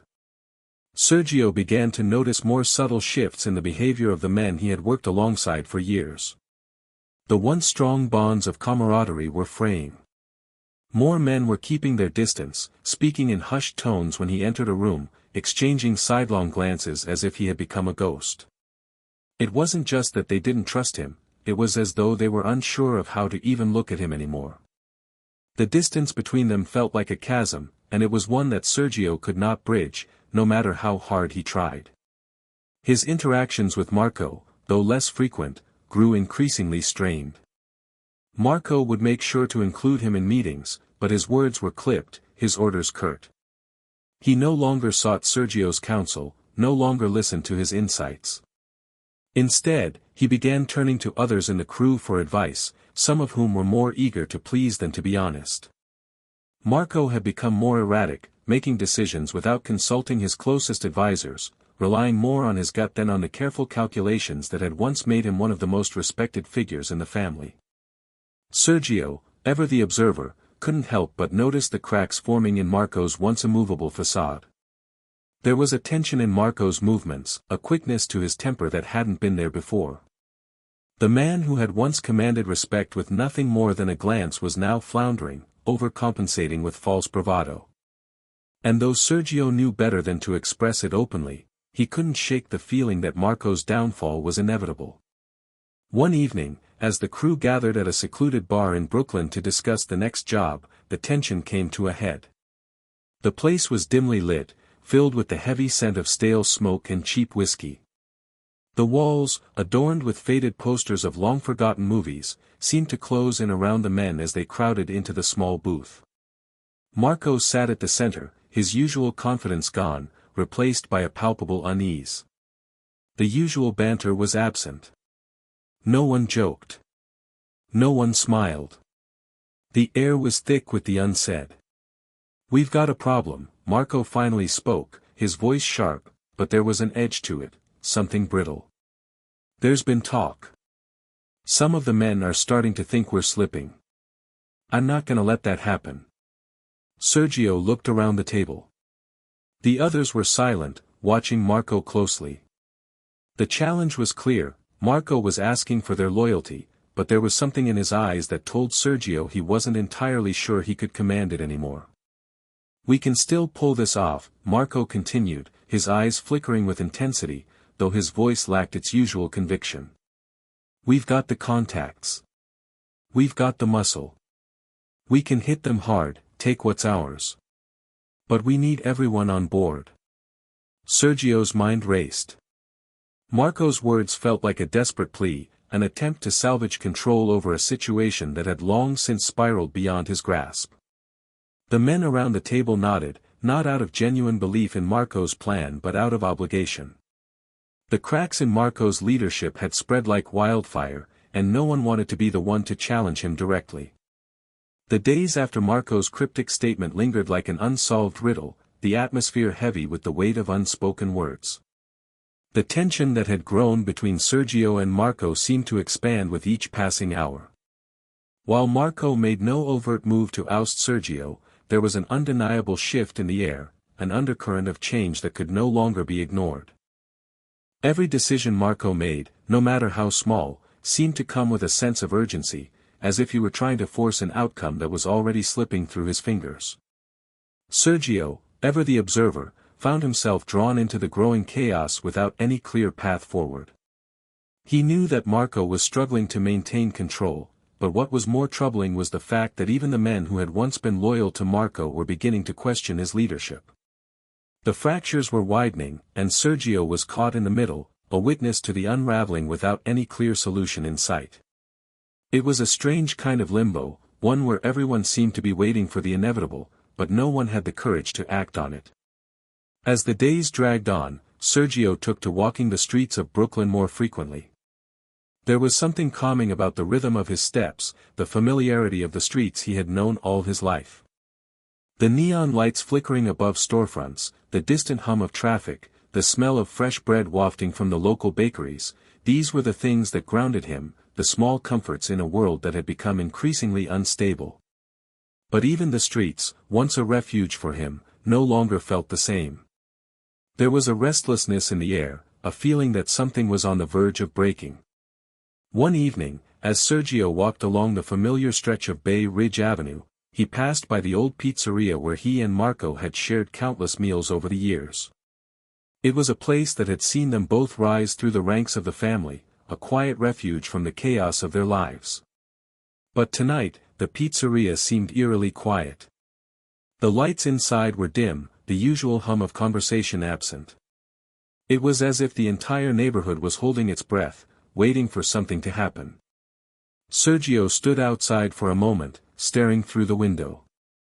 He could see a figure sitting at a table in the back corner, his face obscured by shadows. It wasn't until the figure leaned forward that Sergio recognized him. It was Tony, one of the older associates in the family, a man who had seen it all but had always managed to stay out of the limelight. Sergio's heart skipped a beat. Tony was one of the last men still loyal to Marco, one of the few who hadn't started questioning the leadership. Curiosity piqued, Sergio pushed open the door and stepped inside. The bell above the door jingled softly, and Tony looked up, his eyes narrowing slightly as he recognized Sergio. "What are you doing here?" Tony asked, his voice gravelly, as though he had been waiting for someone to show up. Sergio took a seat across from him without answering, his eyes scanning the room for any sign of the usual crowd. But there was nothing, just Tony and the soft murmur of the pizza oven in the back. "I've been thinking about what you said," Sergio said, breaking the silence. "About Marco. About everything." Tony studied him for a long moment, his eyes calculating, as though weighing whether or not to share his thoughts. Finally, he sighed deeply, leaning back in his chair. "Marco's lost it," he muttered. "I don't know if you've been paying attention, but the men are starting to talk. They're worried, Sergio. They don't trust him anymore. They're looking for someone else to follow." Sergio's chest tightened, but he kept his face impassive. He had known this was coming, but hearing it from Tony's lips made it all the more real. Tony had always been the voice of reason in the crew, the one man who could be trusted to see the bigger picture. "Who are they looking to follow?" Sergio asked, though he already knew the answer. Tony didn't say anything right away. He just took a long drag from his cigarette, the smoke swirling around him like a cloud of uncertainty. "It's not who they're looking for," Tony said, finally meeting Sergio's eyes. "It's who's willing to take control. And that's the problem. No one wants to make a move. But they all know that if Marco doesn't step down, someone will have to force him out." Sergio leaned forward, his voice low. "And you think that's what's going to happen?" "I don't think it, I know it," Tony replied. "The family can't operate like this. Marco's too reckless, too emotional. And the men, they don't want to follow someone who can't keep his cool. Sooner or later, someone's going to take charge. And if it's not Marco, then it'll be someone else." Sergio processed Tony's words, the weight of them sinking into his bones. He had always known that power in the family was fleeting, that it could change hands in an instant. But he hadn't anticipated it happening so quickly, so violently. Marco had always been the one who seemed invincible, who had held everything together with a charisma and iron fist that few could challenge. But now, it seemed as if the end was near, and the only question left was how it would unfold. "What happens then?" Sergio asked, his voice barely a whisper. "When the dust settles, what happens to the rest of us?" Tony looked at him, a hint of sadness in his eyes. "It depends on who's left standing. You've been loyal to Marco, but you need to think about yourself now. You've been on the outside, observing. But when things change, you'll need to decide where you fit in. Because if you don't make a choice, someone will make it for you." The words hung in the air, heavy with meaning. Sergio knew that Tony was right. The time for standing on the sidelines was over. He had been watching for too long, waiting for the inevitable to happen. But now, he had to make a decision. Where did his loyalties lie? Would he stand by Marco, the man who had once been his friend and mentor, or would he seize the opportunity to take control for himself? The weight of the decision pressed down on him as he stood up from the table. Tony's eyes followed him, his expression unreadable. "Think carefully, Sergio," Tony called after him, his voice soft but firm. "Once you make your move, there's no turning back." Sergio nodded, but he didn't turn around. He couldn't afford to hesitate any longer. The world he had known was changing, and he would have to change with it, or risk being left behind. The days following his conversation with Tony felt like a blur, a disorienting mix of restless nights and heavy thoughts. Sergio knew that everything was coming to a head, but the question of what to do next gnawed at him. The family was on the brink of change, and he could feel the weight of that change pressing in on him from all sides. As much as he tried to push it away, the truth was inescapable. He had to make a decision. The power struggle was no longer abstract, it was happening right before his eyes, and he would have to choose which side he would stand on. Each day brought new whispers, new rumors of men falling in line behind Marco or abandoning him in favor of someone else. It was a game of alliances now, and Sergio had been part of that game long enough to know that allegiances were never as solid as they appeared. Trust was the currency of the underworld, but it was always in short supply. As Marco's grip on power loosened, Sergio began to hear the names of potential replacements being murmured in corners and alleys, names of men who had been waiting for this moment, for the opportunity to seize control. But what unsettled him the most was the fact that Marco had not yet made a move to secure his position. The usual sense of calculated aggression, the ability to act decisively when necessary, was gone. Marco seemed to be caught in some kind of paralysis, as though he was waiting for something or someone to change the course of events. But the longer he waited, the more apparent it became that the family was moving on without him. Sergio had always been the one to observe, to study people and situations from the periphery. He had never been one to leap into the center of the storm. His value had always been in his ability to see things others couldn't, to offer insights that others overlooked. But now, that same careful observation seemed to be working against him. The more he watched, the more he realized that waiting for Marco to make a decision was no longer an option. The ground was shifting beneath his feet, and if he didn't act soon, he might find himself left behind, a casualty of indecision. One evening, as Sergio walked through the dark streets of Brooklyn, he found himself back at the old pizzeria, the place where he had sat with Tony just days before. It seemed almost like a different world now, a world where everything had been simpler, where the future hadn't felt so uncertain. He pushed open the door and stepped inside, the bell jingling above him. The familiar scent of pizza dough and oregano filled the air, but tonight, it didn't comfort him as it once had. Tonight, it was just a reminder of how much had changed. Marco was sitting at a table in the corner, alone. It was rare to see him without his usual entourage, but tonight, he was silent, nursing a drink and staring into the distance. His posture was slumped, his face drawn, as though the weight of the world was bearing down on him. Sergio hesitated for a moment, then walked over to the table. "Marco," Sergio said, his voice soft but firm. Marco looked up slowly, his eyes darkened by fatigue. "You're still here, huh?" Marco said with a hint of irony, but there was no fire in his voice. The weeks that followed were some of the most turbulent in Sergio's life. After his conversation with Marco, a sense of uncertainty hung in the air like thick smoke, refusing to dissipate. Marco had promised to make a decision, to take control again, but his actions remained sluggish and indecisive. The men in the family could feel it too, their loyalty was being tested, and with each passing day, the tension only grew.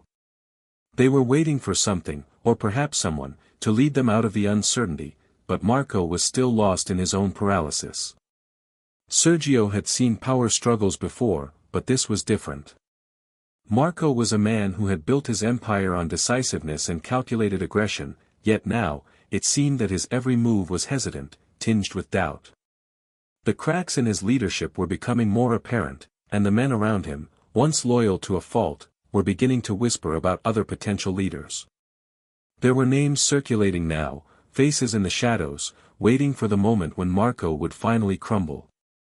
It was a dangerous game of survival, and everyone was playing it, whether they realized it or not.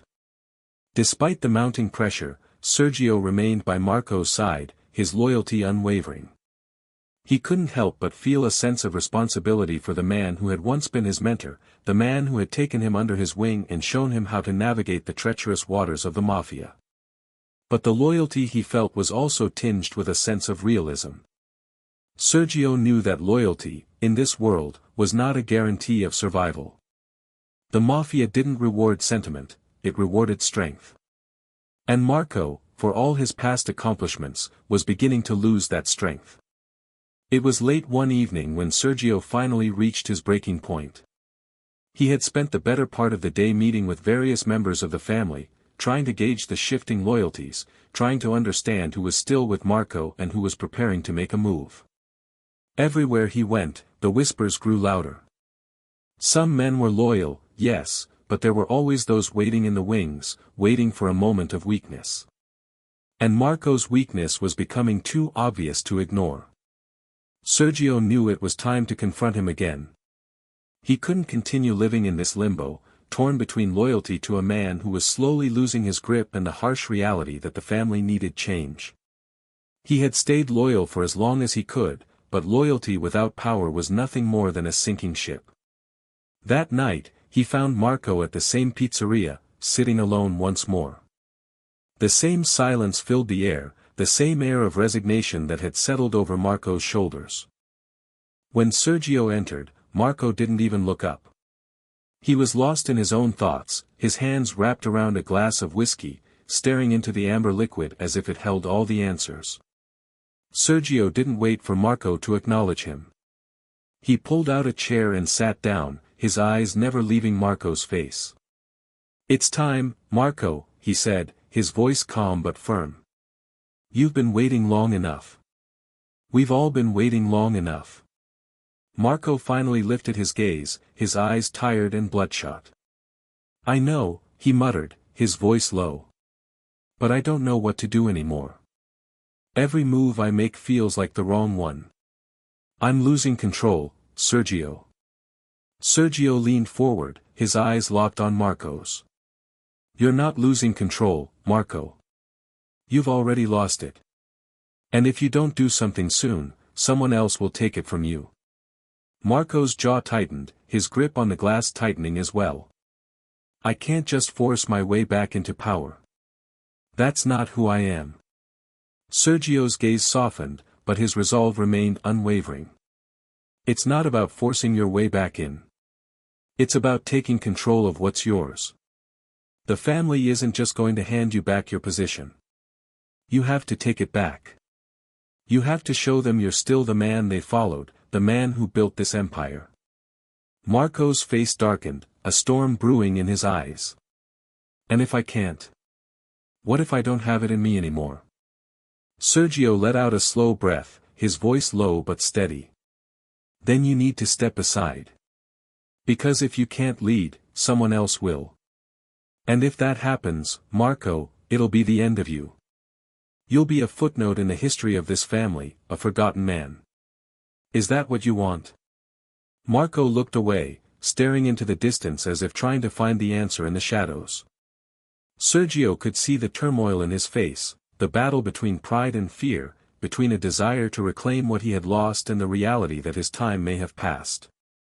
It was a hard truth to face, especially for a man who had once been at the pinnacle of power. But the silence stretched between them, and Sergio could feel the weight of the moment pressing down on them both. This was the crossroads. The moment that would define everything that came after. There was no turning back from here. Finally, Marco spoke, his voice quiet but resolute. "What do you want me to do?" Sergio's eyes never wavered. "You have to make a move, Marco. You need to show the men that you're still in control. You can't keep waiting for a sign, because there isn't one. This is it. If you don't act now, it's over." The words hung in the air, and Marco's shoulders seemed to sag even more as he absorbed the weight of them. Sergio knew that the decision Marco had to make was not an easy one. It wasn't just about power or loyalty, it was about identity. The man sitting across from him had built everything on his own terms, had carved out a place in the world with sheer force of will. To admit that he could no longer lead would be to admit defeat, something that even Marco wasn't ready to face. But as the silence lingered, Sergio felt a strange kind of sadness wash over him. This wasn't just about the family anymore. It was about a man who had given everything for power, only to find himself standing at the precipice, unsure of whether to step forward or fall back. "Make your choice, Marco," Sergio said softly, standing up from the table. But don't wait too long. The world isn't going to wait for you. With those final words, Sergio turned and walked out of the pizzeria, leaving Marco behind to confront the most difficult decision of his life. The door closed behind him with a soft chime, and as he stepped back into the cold night air, Sergio felt the weight of the decision pressing on him as well. Whatever came next, whatever path Marco chose, it would change everything. For Marco. For the family. And for Sergio himself. Days turned into weeks, and the tension in the air seemed to thicken with every passing hour. Marco's indecision continued to haunt him, and though he made a few half-hearted attempts to reassert his authority, it was clear that something fundamental had shifted. The men in the family were no longer looking to him for guidance, they were looking for a way out. The cracks in his leadership were no longer subtle, they were wide and unmistakable. The whispers of betrayal, of shifting alliances, grew louder with every day that passed. Sergio had kept his distance, allowing Marco the space to make his own decision, but it was becoming impossible to remain on the sidelines. Sergio had always been an observer, a quiet presence in the background, but now he was beginning to feel the pull of inevitability. There was no escaping it anymore, the family was changing, and so was his place within it. Every conversation he had, every encounter with the men who had once been loyal to Marco, made it clearer that the time for waiting was over. Sergio had learned long ago that the world of the mafia operated on a delicate balance of power, loyalty, and fear. In many ways, it was an ecosystem, one where the strong survived and the weak were cast aside. Marco had been strong, once, but now his power seemed like a fading ember, flickering in the dark. Without the strength to back up his position, without the presence that commanded respect, he was losing his grip. And as his grip slipped, so did the allegiance of those around him. Sergio spent sleepless nights pacing through the narrow, dimly lit streets of Brooklyn, his mind racing. He had always known the price of power, understood the risks that came with aligning himself with men like Marco. The mafia was a world where even the smallest mistake could cost you everything. But this felt different. This wasn't just a power struggle between rival factions or a simple shift in control.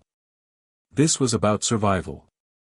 The weight of the decision that lay before him was almost suffocating.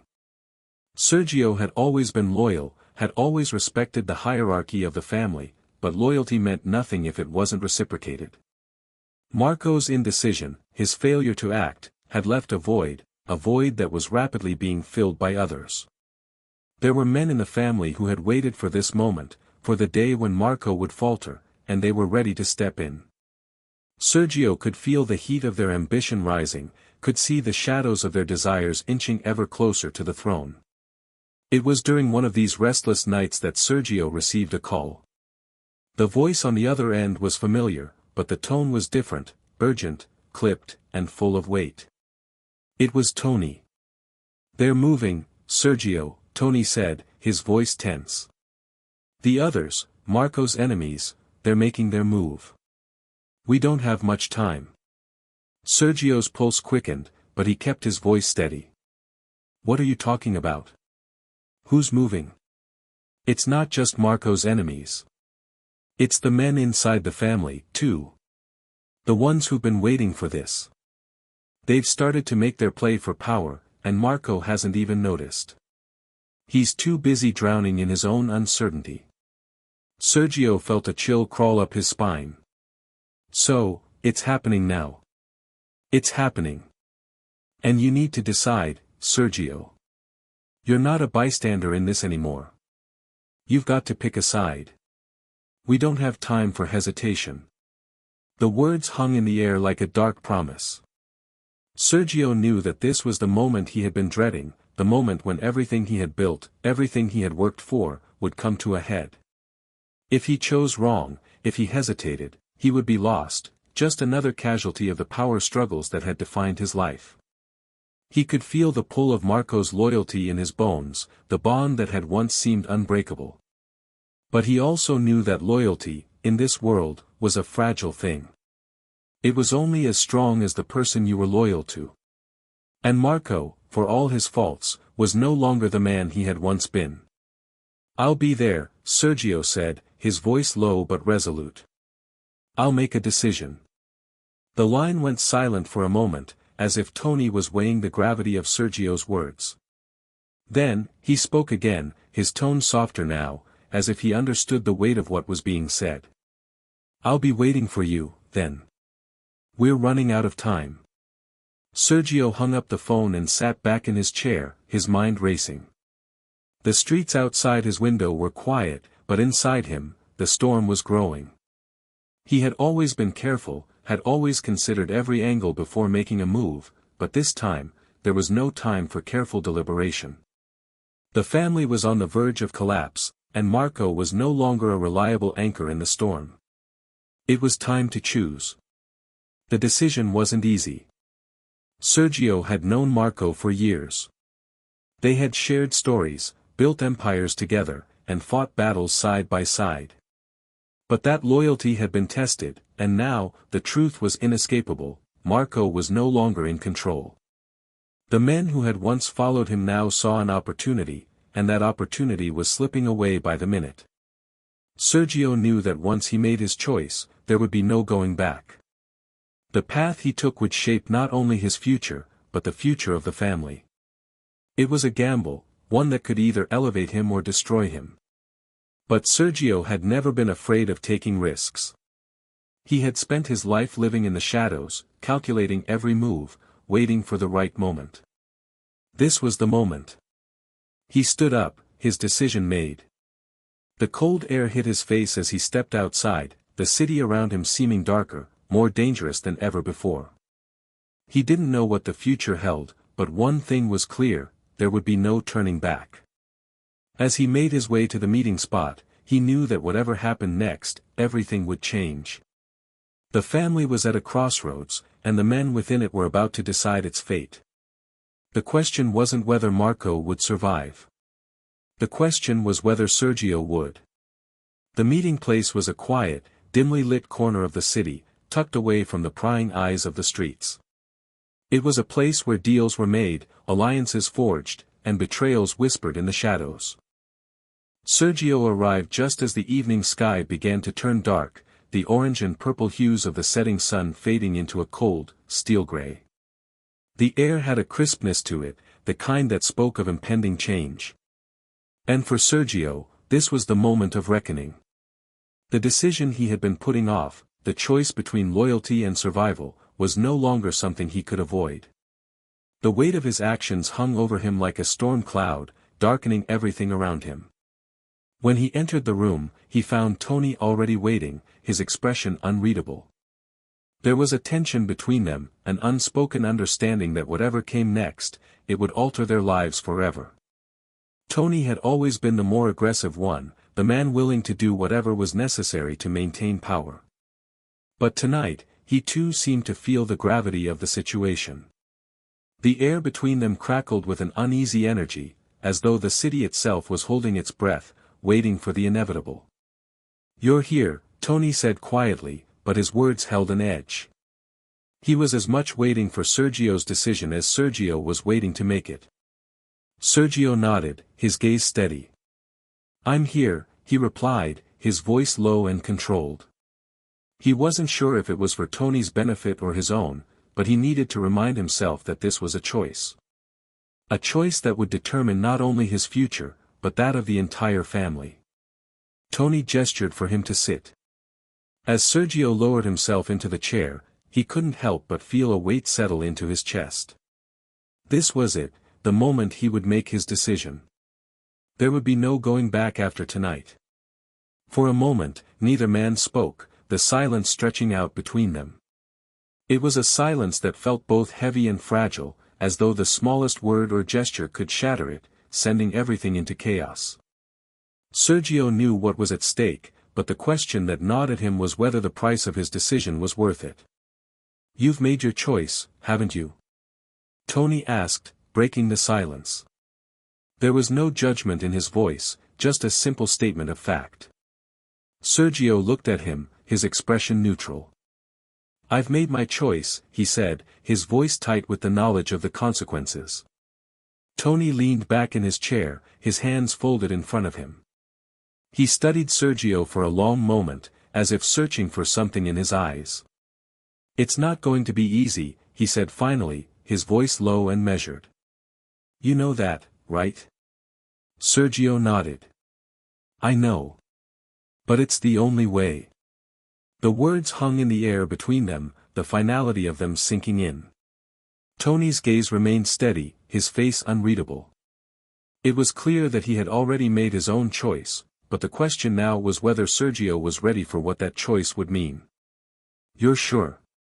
Tony asked, his voice cutting through the tension. "Once you make your move, there's no turning back. We're in it for good, and if things go south, there's no way out." Sergio felt a surge of uncertainty rise in him, but he pushed it down. This was the world he had chosen, the world he had built, and now it was time to face the consequences.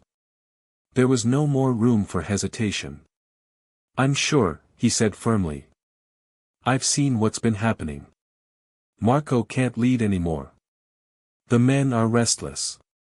They're looking for someone strong, someone who knows how to take charge.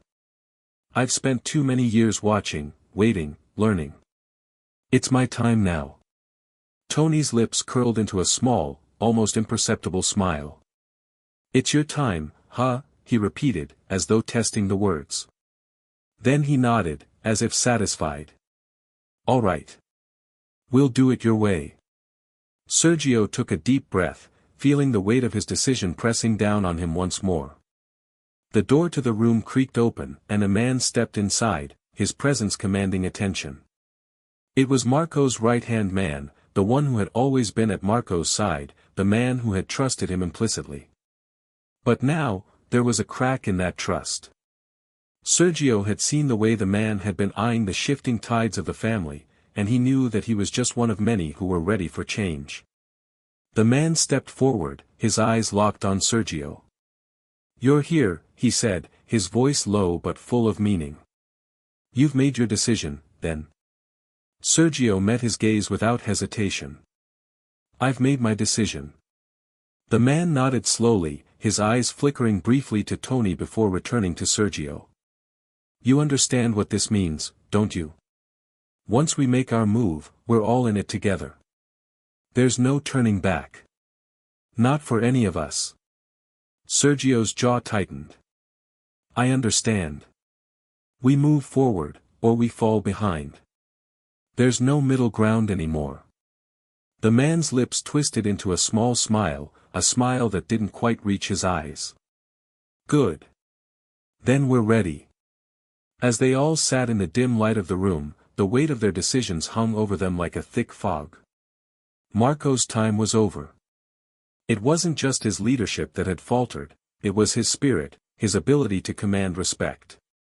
And the family, for all its loyalty and history, was a beast that needed a strong hand to guide it.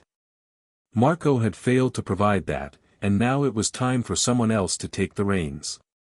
Sergio's heart beat faster as he thought about what was to come. He had made his decision, but he had also sealed his fate. There would be no going back. Whether he rose to power or fell in the process, this was the moment that would define him. It was no longer about loyalty to Marco, it was about securing his place in a world where only the strong survived. And in that moment, Sergio knew that the choice had been made. The room fell silent once more, and though the men around him said little, Sergio could feel the shift in the air. The decision had been made. The wheels were already in motion. There would be no turning back. And as the darkness of the night settled around them, Sergio realized that this was the moment that everything would change. The night stretched on, heavy with anticipation, as the plans began to take shape. The air in the room was thick with tension, the silence only broken by the occasional murmur of men speaking in hushed tones, as though every word could be a spark to ignite the fire that was growing. Sergio's thoughts were sharp, focused, but the weight of his decision still gnawed at him. He had chosen his path, but the road ahead was treacherous, filled with dangers that no amount of preparation could guard against. And yet, as much as he had prepared for this moment, nothing could truly prepare him for what lay ahead. The plan was set into motion, and everything was aligned. Marco had been isolated, his reach weakened, his trust shattered. His allies were beginning to crumble, one by one. Those who had once stood beside him were now slipping into the shadows, unsure of his leadership, eager to find a more secure position in the chaos that was sure to follow. Sergio could feel the pulse of it in his bones, could sense the shifting currents of power as they twisted and turned. This was no longer about loyalty to Marco, it was about survival. And survival, in this world, meant knowing when to strike, when to take what was rightfully yours. But even with the plan set and the men in place, the uncertainty was impossible to ignore. Marco wasn't the only one with power. There were others who had their own ambitions, men who had watched and waited for their opportunity. Sergio knew that once the first domino fell, the others would follow quickly. The family would be thrown into turmoil, and it would be up to him to navigate through the storm. Every decision now had to be precise, calculated, without room for error. As the night wore on, Sergio sat alone in his thoughts, contemplating what was to come. His past, his loyalty to Marco, seemed like a distant memory now, something that belonged to another time, another version of himself.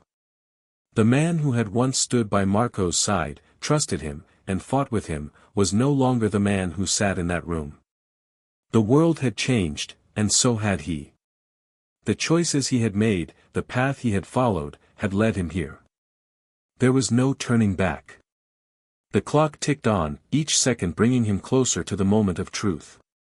Sergio stood and walked over to the window, staring out at the city below. The streets were empty, the world outside quiet, as though it too were waiting for the storm to arrive. The lights from the buildings cast long shadows on the pavement, and for a moment, Sergio thought about everything that had brought him to this point, the rise, the battles, the alliances, the betrayals. It had all led to this singular moment of decision. The sound of footsteps behind him broke his reverie. Tony entered the room, his face unreadable, but there was something in his eyes, a flicker of something that Sergio couldn't quite place. Tony had always been a man of action, someone who acted without hesitation, without second-guessing. And yet, tonight, there was a tension in him, a quiet anxiety that spoke volumes. "You're still thinking about it, aren't you?" Tony asked, his voice low. Sergio turned slowly, his gaze meeting Tony's. "Thinking about what?" "The choice," Tony said, his voice cutting through the stillness. "It's not too late to back out. You know that, right?" Sergio's eyes narrowed, but he didn't speak immediately. He had been waiting for this moment, the moment when Tony would try to sway him, when doubt would be cast into the equation. But there was no room for doubt now. "I've made my decision," Sergio said finally, his voice firm, a hint of finality in it. Tony studied him for a moment, as if weighing his words, then nodded. "I knew you would. But don't fool yourself into thinking it'll be easy. Once this starts, there's no going back. We're going to war. And in a war like this, there's no room for weakness. No room for hesitation." Sergio's eyes darkened, the weight of his words settling heavily in the room. "I know what's at stake. I'm ready." Tony looked at him for a long moment, his gaze lingering, before he gave a small nod of approval. "All right then. Let's get this done." Sergio felt the tension leave his body in a small exhale. He knew what had to be done. The time for second-guessing was over. There would be no more hesitation. The family would fall into chaos, yes, but out of that chaos, he would rise. He would rebuild it in his image. And anyone who stood in his way would be swept aside. The first step was Marco. Isolating him had been crucial. Removing him from the equation, even temporarily, had allowed the power vacuum to form. But Marco wasn't the only obstacle. There were others, rival factions within the family, men who saw this moment as their chance to seize control. Sergio knew that those men would be watching, waiting for any sign of weakness. He had to act decisively, and he had to do it now. The plan was simple, but its execution would require precision. Tonight, they would strike. Marco's allies would be neutralized, and his power would be broken. Sergio's name would be whispered in the streets, his power cemented. But there were risks, always risks. The men in the family were loyal, but loyalty could only last so long. If Sergio showed any sign of weakness, if he faltered, they would turn on him just as quickly as they had turned on Marco. Tony stepped closer, his voice steady but urgent. "We do this now. We can't afford to wait any longer." Sergio's heart pounded in his chest, the adrenaline beginning to surge through his veins. He nodded once, sharply. "Let's do it." As they moved out, every step felt like it was building towards something inevitable, something he couldn't escape. The night was thick with uncertainty, and yet, in the quiet corners of his mind, Sergio felt the stirrings of something else, something darker. This was no longer about loyalty to the family. This was about control. Power. And for the first time in his life, Sergio was certain of one thing: he would stop at nothing to claim it. The night was eerily quiet, the calm before a storm that seemed to hang in the air like a dense fog. The events of the past days had unfolded swiftly, one decision leading to the next, until the point of no return had been reached.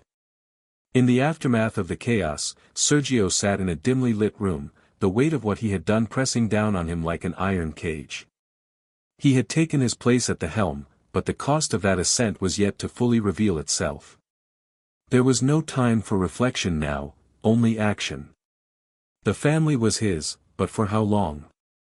How long before the wolves outside the gates would turn on him, sensing weakness, sensing a crack in his resolve? As the moonlight streamed through the blinds, casting long shadows across the room, Sergio found himself contemplating the road ahead. This wasn't the victory he had imagined. It wasn't the glory he had once dreamed of. In truth, it felt like a heavy burden, one that weighed down his every step, his every decision. He had finally earned the power he had always sought, but now that he had it, he couldn't help but feel a gnawing emptiness inside. There was no going back. The plan had worked. Marco had fallen, his empire crumbling in the face of Sergio's ambition. But the move had been costly. Allies had been lost. Trust had been shattered.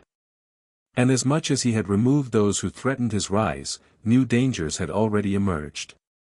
The family, though now under his command, was fractured. The loyalty that had once bound it together was now tainted with doubt and suspicion. Sergio knew that the true test was only just beginning. The phone on his desk buzzed, breaking the silence. He reached for it slowly, his fingers brushing the surface. It was a simple action, but it felt significant. Every move, every gesture, was now part of a much larger game. His thumb hovered over the screen as he read the name of the caller. It was Tony. Sergio answered the call, his voice steady but cautious. "What is it?" "We've got a problem," Tony's voice crackled through the speaker. There was an urgency in his tone that immediately put Sergio on edge. "There's talk. The men, they're questioning your leadership."